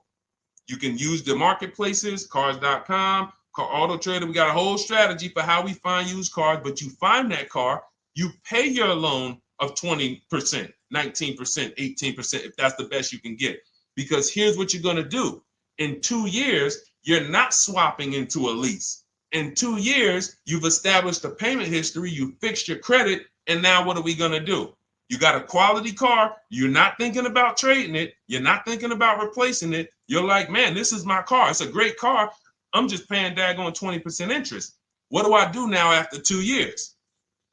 Now that my credit is good because I got a quality car, dependable car, I'm focused on fixing my credit over 2 years. What am I going to do after 2 years?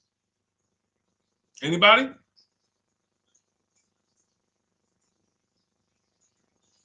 Thank you, Arms Reach. Refinancing the car. Exactly. Exactly. So that's the bad credit long-term strategy. Great car, dependable car, car's not going to break. This car is going to last me 10 years. Right now, when I bought it, 20% interest rate. That was where my credit was. But I worked on my credit. Boom. I'm a 690 now. I'm a 720 now. I'm refinancing that into a short-term, into a shorter-term loan, and I won. Pay this thing off, and I'm going to keep it. Nothing to talk about leasing. Leasing only comes into play where the 8-year rule is concerned. I'm not keeping this next car 8 years. I should be setting myself up to lease, or I should be leasing. That's how I'm going to save the most money, keep the most money in my bank account, have the best car. Not even close. Not even close. All the wins for the purchasers are after 8 years. People who are like, man, Deshone, I got a car, man. I had this thing 12 years, man. It's been paid off for 6 years. I ain't had a payment. I love it. Long-term purchaser. You won. You won. Who's in that situation? Who has a car outside that they've had for more than a decade? Paid off. You can give it to your son. You can give it to your daughter. It's an extra car. That's purchasing. That's the wins. That's what we call the reward stage of purchasing.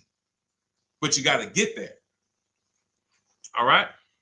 All right, let's go. A lot more questions. We got probably another 20 minutes we'll stay on, so let's keep it moving. But again, Lend Buzz, that's the company. Lend, Lendbuzz. They started, I started seeing them about 18 months, 2 years ago, and they were loaning to people with, international students, people who didn't have credit.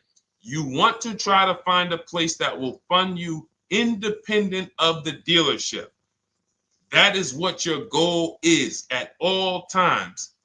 Independent of the dealership. Here, you qualify based on your income and your credit. You qualify for $18,000. Go find a car now. That is what you want.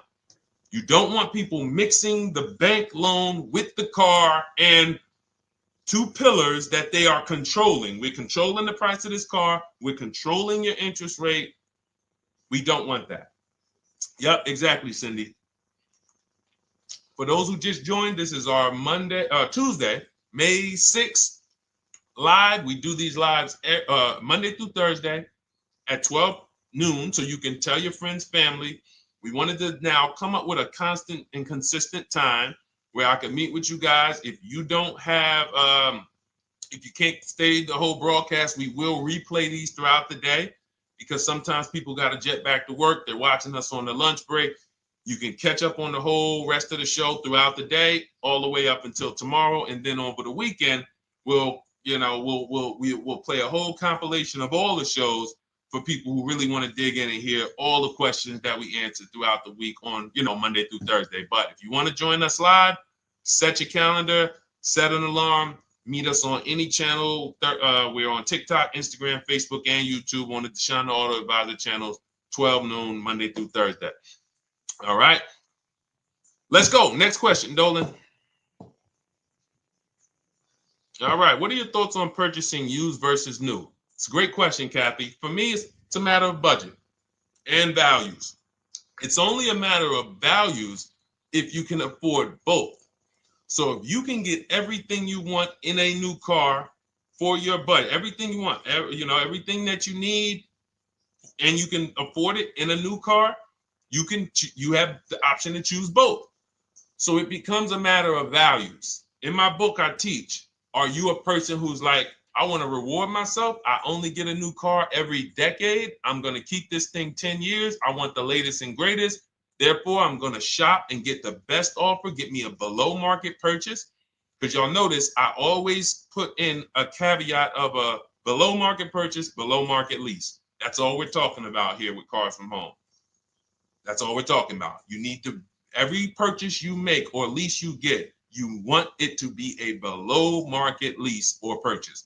So now, if I could afford both, is it I'm going to reward myself with a new vehicle, or do I have these other values where I actually want to knock 20 to 30 to 40% off the price to get even more for my money?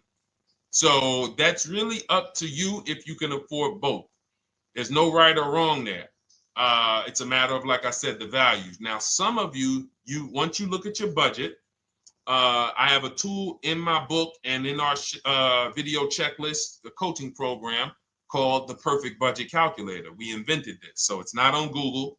You'll hear a lot of the stuff, almost nothing we teach. You're like, if you ever go to look for it, the 8-year rule. No one talks about it. We created it.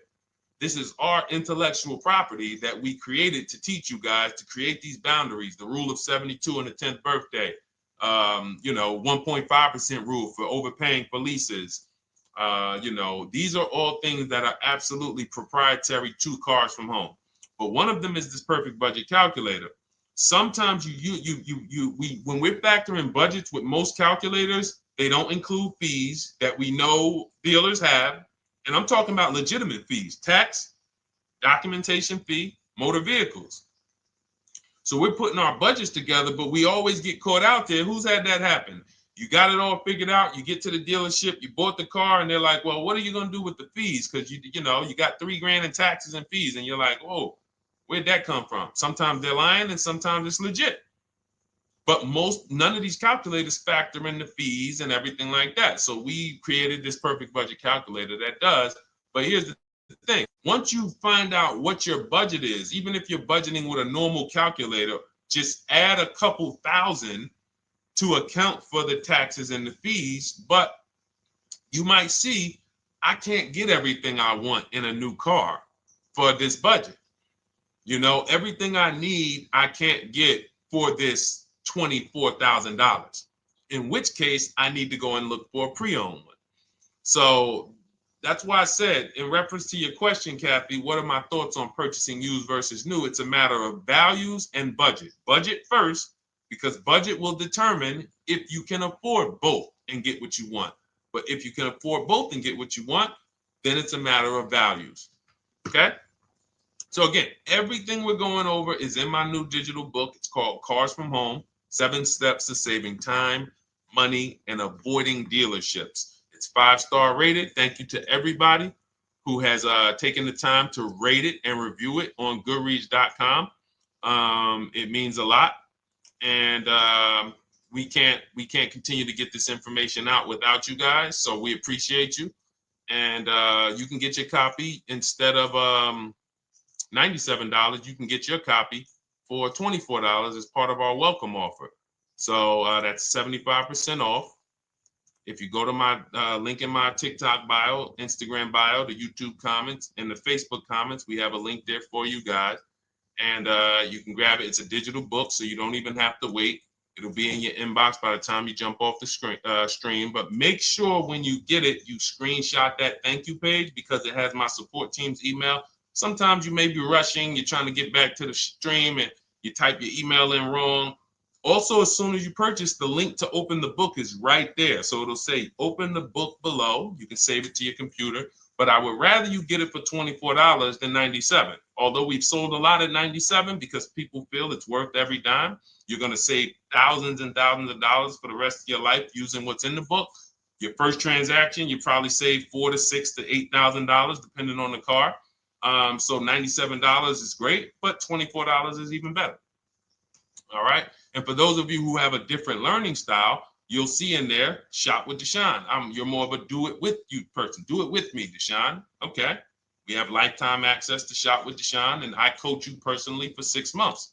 So we jump on Zoom calls twice a month.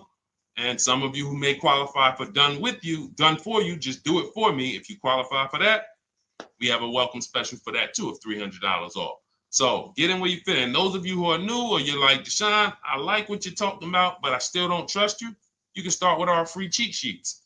So just start somewhere so that you can start to reinvent how you're car shopping. Magley, how are you?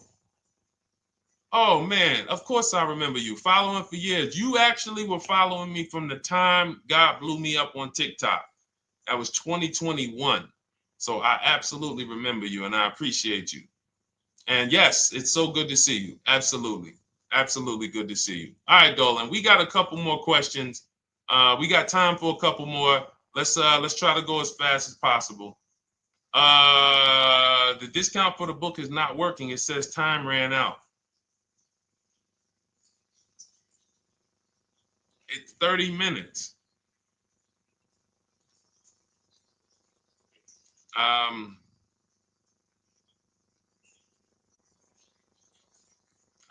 don't know. I don't know. Y'all help me out. I don't know what to do with that. I'm sorry.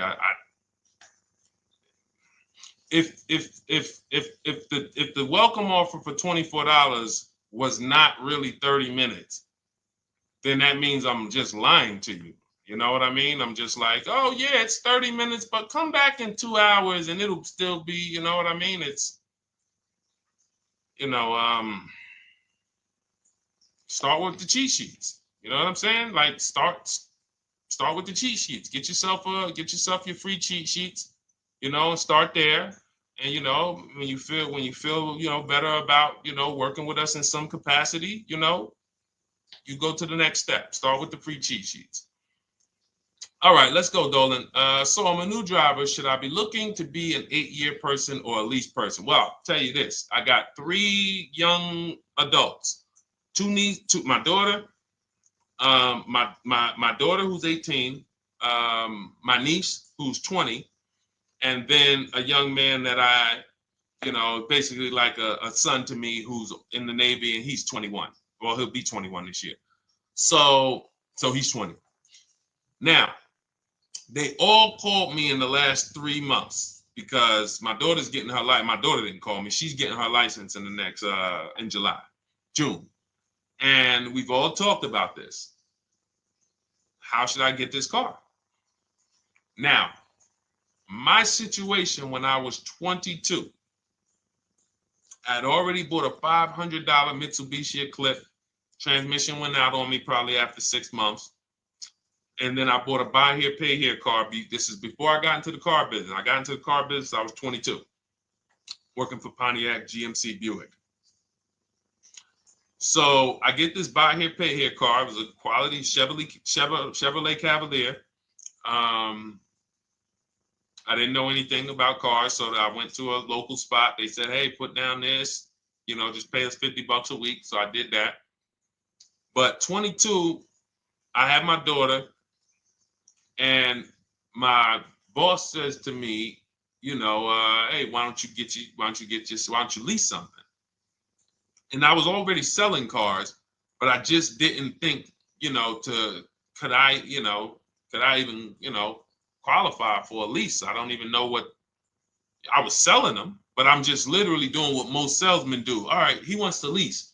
All right, what's the payment? Yeah, tell him it's this. All right, perfect. They said it's that. Oh, that's a little too high. All right, they said it's a little too high. All right, so that's what I was doing. I didn't really understand anything. That's most car salesmen. So I end up getting a Pontiac G6. I'm 22. I paid $256 a month. Now, it would have been less but I didn't get a tier 1 approval because I didn't have, I think my credit was like mid sixes at that point. And you know, you really want to be over 670 to get most of the tier 1 approvals. But it would only raise my payment maybe 25 bucks. Wasn't a lot. Now I'm 22. I'm driving a brand new 2007. It's still 2006. 2007. I'm pulling up, brand new car, full warranty, $256 a month. At the same time, I have a friend, got a vehicle, Toyota, financed it, went in. She had, you know, we had our, she had a young child, a little older than us, maybe 1 or 2 years older than us. And then she goes and she purchases a car, $500 a month. She didn't get ripped. That's what a $20,000, $22,000 car costs. She got a Corolla, $500 a month. We're 22. Plus insurance. This is enough to break a young person, young family. I'm paying $256, she's paying $500. That right there. When I tell people that story, it's amazing to me how many people will say, Deshone, when I got my first car, my parents took me out. We financed this car. We financed this. I was paying $400, $500, $600 a month. Whether the parents were paying some of it, or they were paying some of it, or they were paying all of it. Thank you, Kathy. Appreciate you sharing. So this is what all of them, all three, well, 2 of them, I don't know about the young man. Because his parents,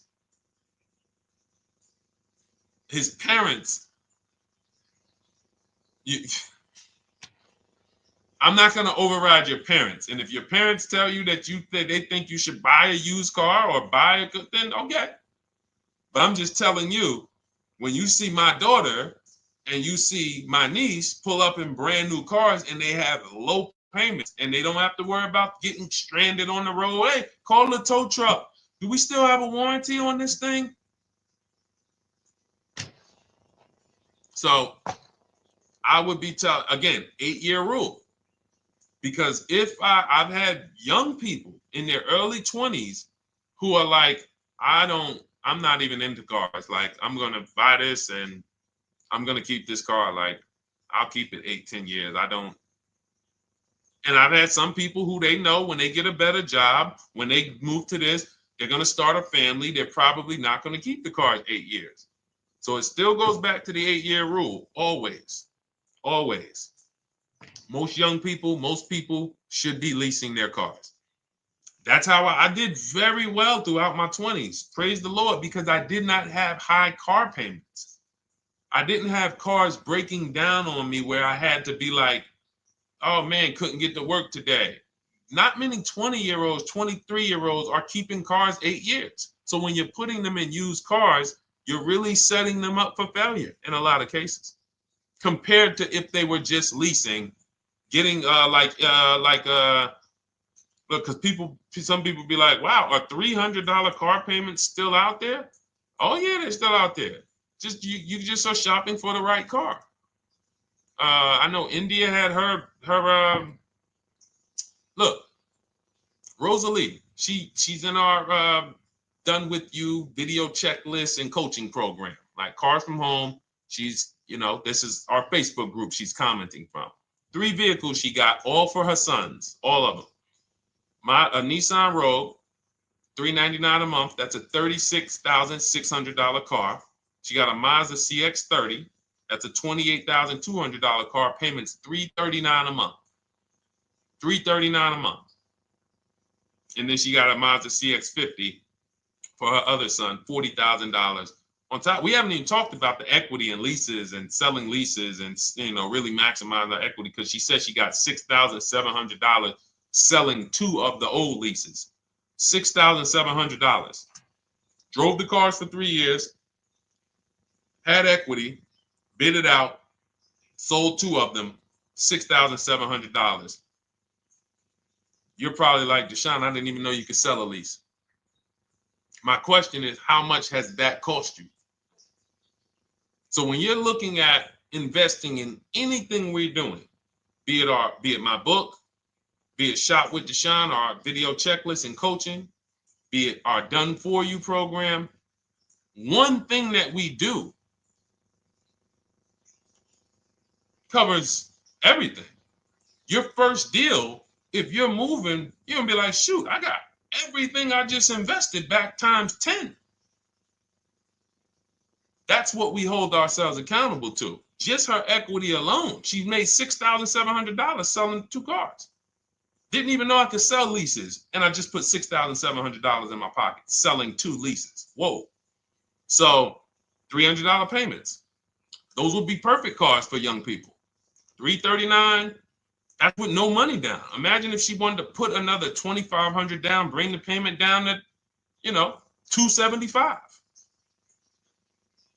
This is the way to be moving. And those of you who are getting this, are you getting this? If you're getting this, type some dollar signs. Who's getting this? Who's getting this? Type dollar signs in the chat. Who's getting it? Let's go. Who's locked in? All right. I see you, Mario. I see you, Dane. I see you, Terry Carter. I see you. Who's getting this? Who else is getting it? Who else is locked in?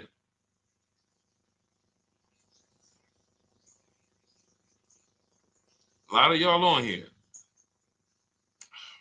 Listen. I see you, DJ and Nice. I see you, Arms Reach. And I can tell the people that's locked in because they be like, all right, Deshone, you said you're here for 90 minutes. I know we got about 3 minutes left. I mean, I'm hanging for this whole thing. I don't want to miss anything. Shout out to the people that are locked in. All right. Go ahead, Dolan. Should the out-the-door price include your trade? First of all, that's a curse word. All right, we're going to go back to that because I got out of saying that for a while. We do not trade cars. So you probably just popped in maybe about 30 minutes ago on the stream. We were talking about the 3 pillars of great car deals: who you buy your car from, who you sell your car to, who you get your loan from. You in order to get a great deal, a below market deal, you must get a great deal from each one, which means you bid out each one. I bid out, got multiple offers for who I was going to buy my car from. I got multiple offers for who I was going to get my loan from. I got multiple offers for who I was going to sell my car to. I bid out everything, therefore I got my great deal. If you bid out this, but you don't bid out this, and somebody you get an interest rate of 7.1 when you could have got an interest rate of 5.2, you lost $2,000. Depending on the cost of your loan, how much you're financing, you lost $2,000. Yeah, you did a bid on who you bought the car from, or you didn't bid out your trade, therefore you didn't find the highest bidder. You traded your car for 14. Another bidder would have paid you 18. You lost $4,000. So you got to bid out everything. That's why we do not trade. The only people that have to trade are people with a lot of negative equity who can't pay off the difference. And that's why I am the reason for negative equity is not understanding leasing. You buy your cars, take out loans, switch the car. Negative equity. It's literally the reason for negative equity is I should have leased, but I didn't. Now I have negative equity because I'm replacing this car with a loan still on it. So out the door price will not include your other car. And if I was trading a car, then yes, the out the door price would include the trade. But because we do not trade cars, our out the door prices don't include the trade. Let me show you an example of what our out the door prices look like. So these are some spreadsheets for our Done For You program where we shop for clients. You can see here, this is we shop for a Subaru for this particular client. In this case, look, and you can see the MSRPs for this car is an inexpensive car, $27,000, $26,000. Look at the out the door prices, 29, 30, 30, 29, 29. These are all out the door prices with the taxes and fees. So you can see these dealers are giving either no discount or a little discount. 27 out the door price is 30,000. But look at the winner. Look at the winner. This particular dealer won the bid at this particular time They're not going to win the bid all the time. In this particular case, they needed the unit. $27,900 is the MSRP. Out the door price is $27,463. The out the door price is lower than the MSRP. How? Because they took off almost $4,000 in discounts. Almost $4,000 in discount. So every time you shop for your used cars or new cars, this is how you should be shopping. If you're not leasing, this is how you should be shopping. I'm getting multiple offers, out the door prices, comparing who gave me the best offer. Who gave me the best offer? Oh, look, Daniel Thompson said, D, I'm bidding out to sell my car and got a $4,000 swing from the lowest to the highest bid. This is the people who you listen.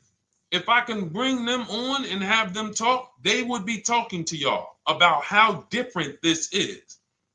I didn't bring you here on a Tuesday afternoon, or you're not watching this. If you're watching the replay later on Tuesday, or maybe, Wednesday morning, we go live at 12 noon, Monday through Thursday. So we replay the show just for everyone who missed it. You can send all your friends, family, go to Deshone the Auto Advisor's pages, watch the replay from today's show. But they know this is, I didn't bring you here to talk to you about hundreds of dollars.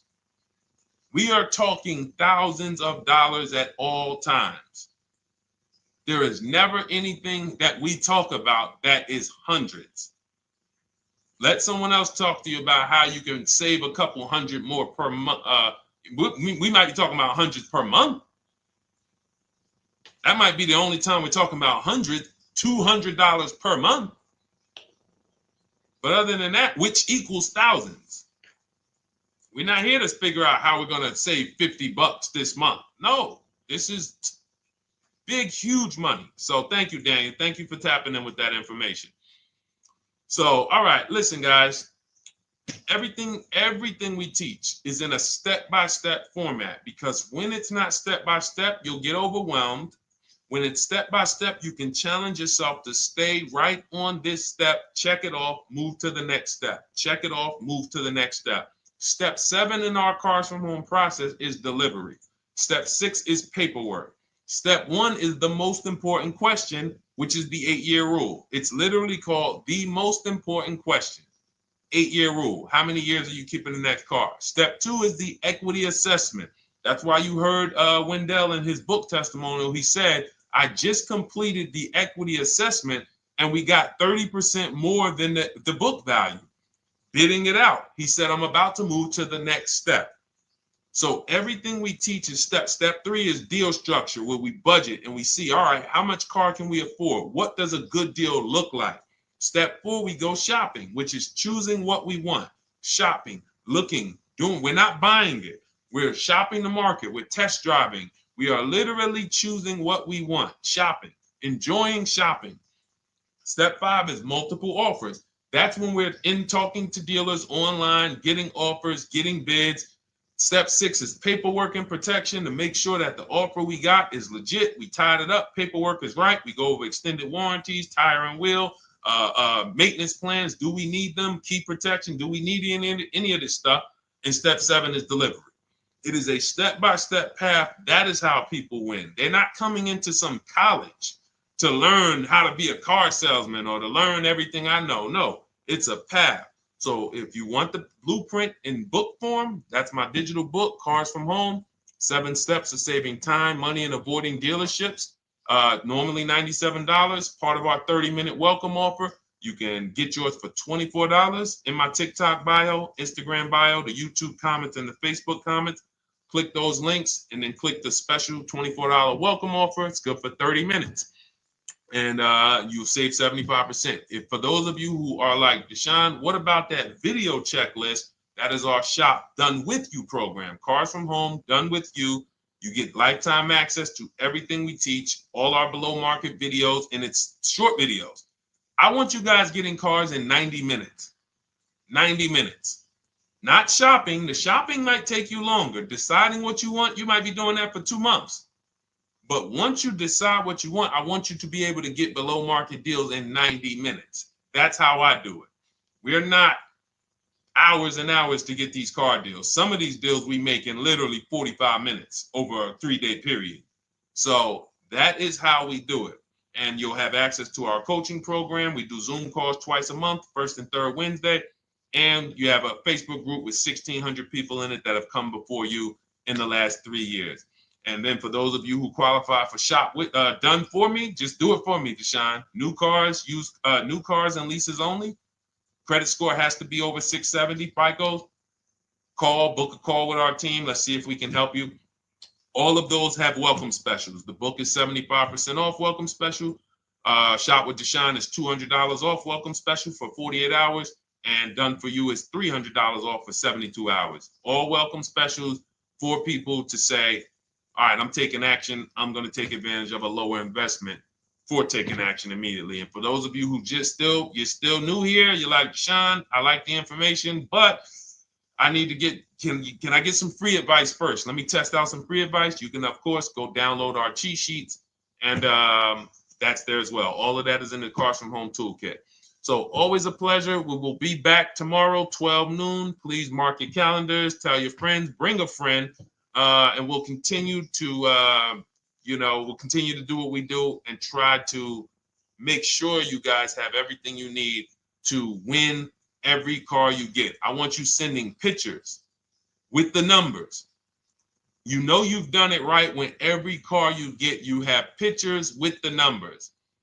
You know people who purchase cars all the time, all post their pictures. Hey, had to upgrade. Oh, just got this. Hey, had to treat myself. Oh, watch it now.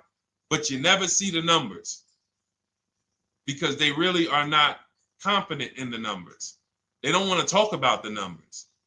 Everybody who shops with us, whether you're getting our book, whether you're using our stuff, and sometimes people who they piece together my social media videos and they'll get it done.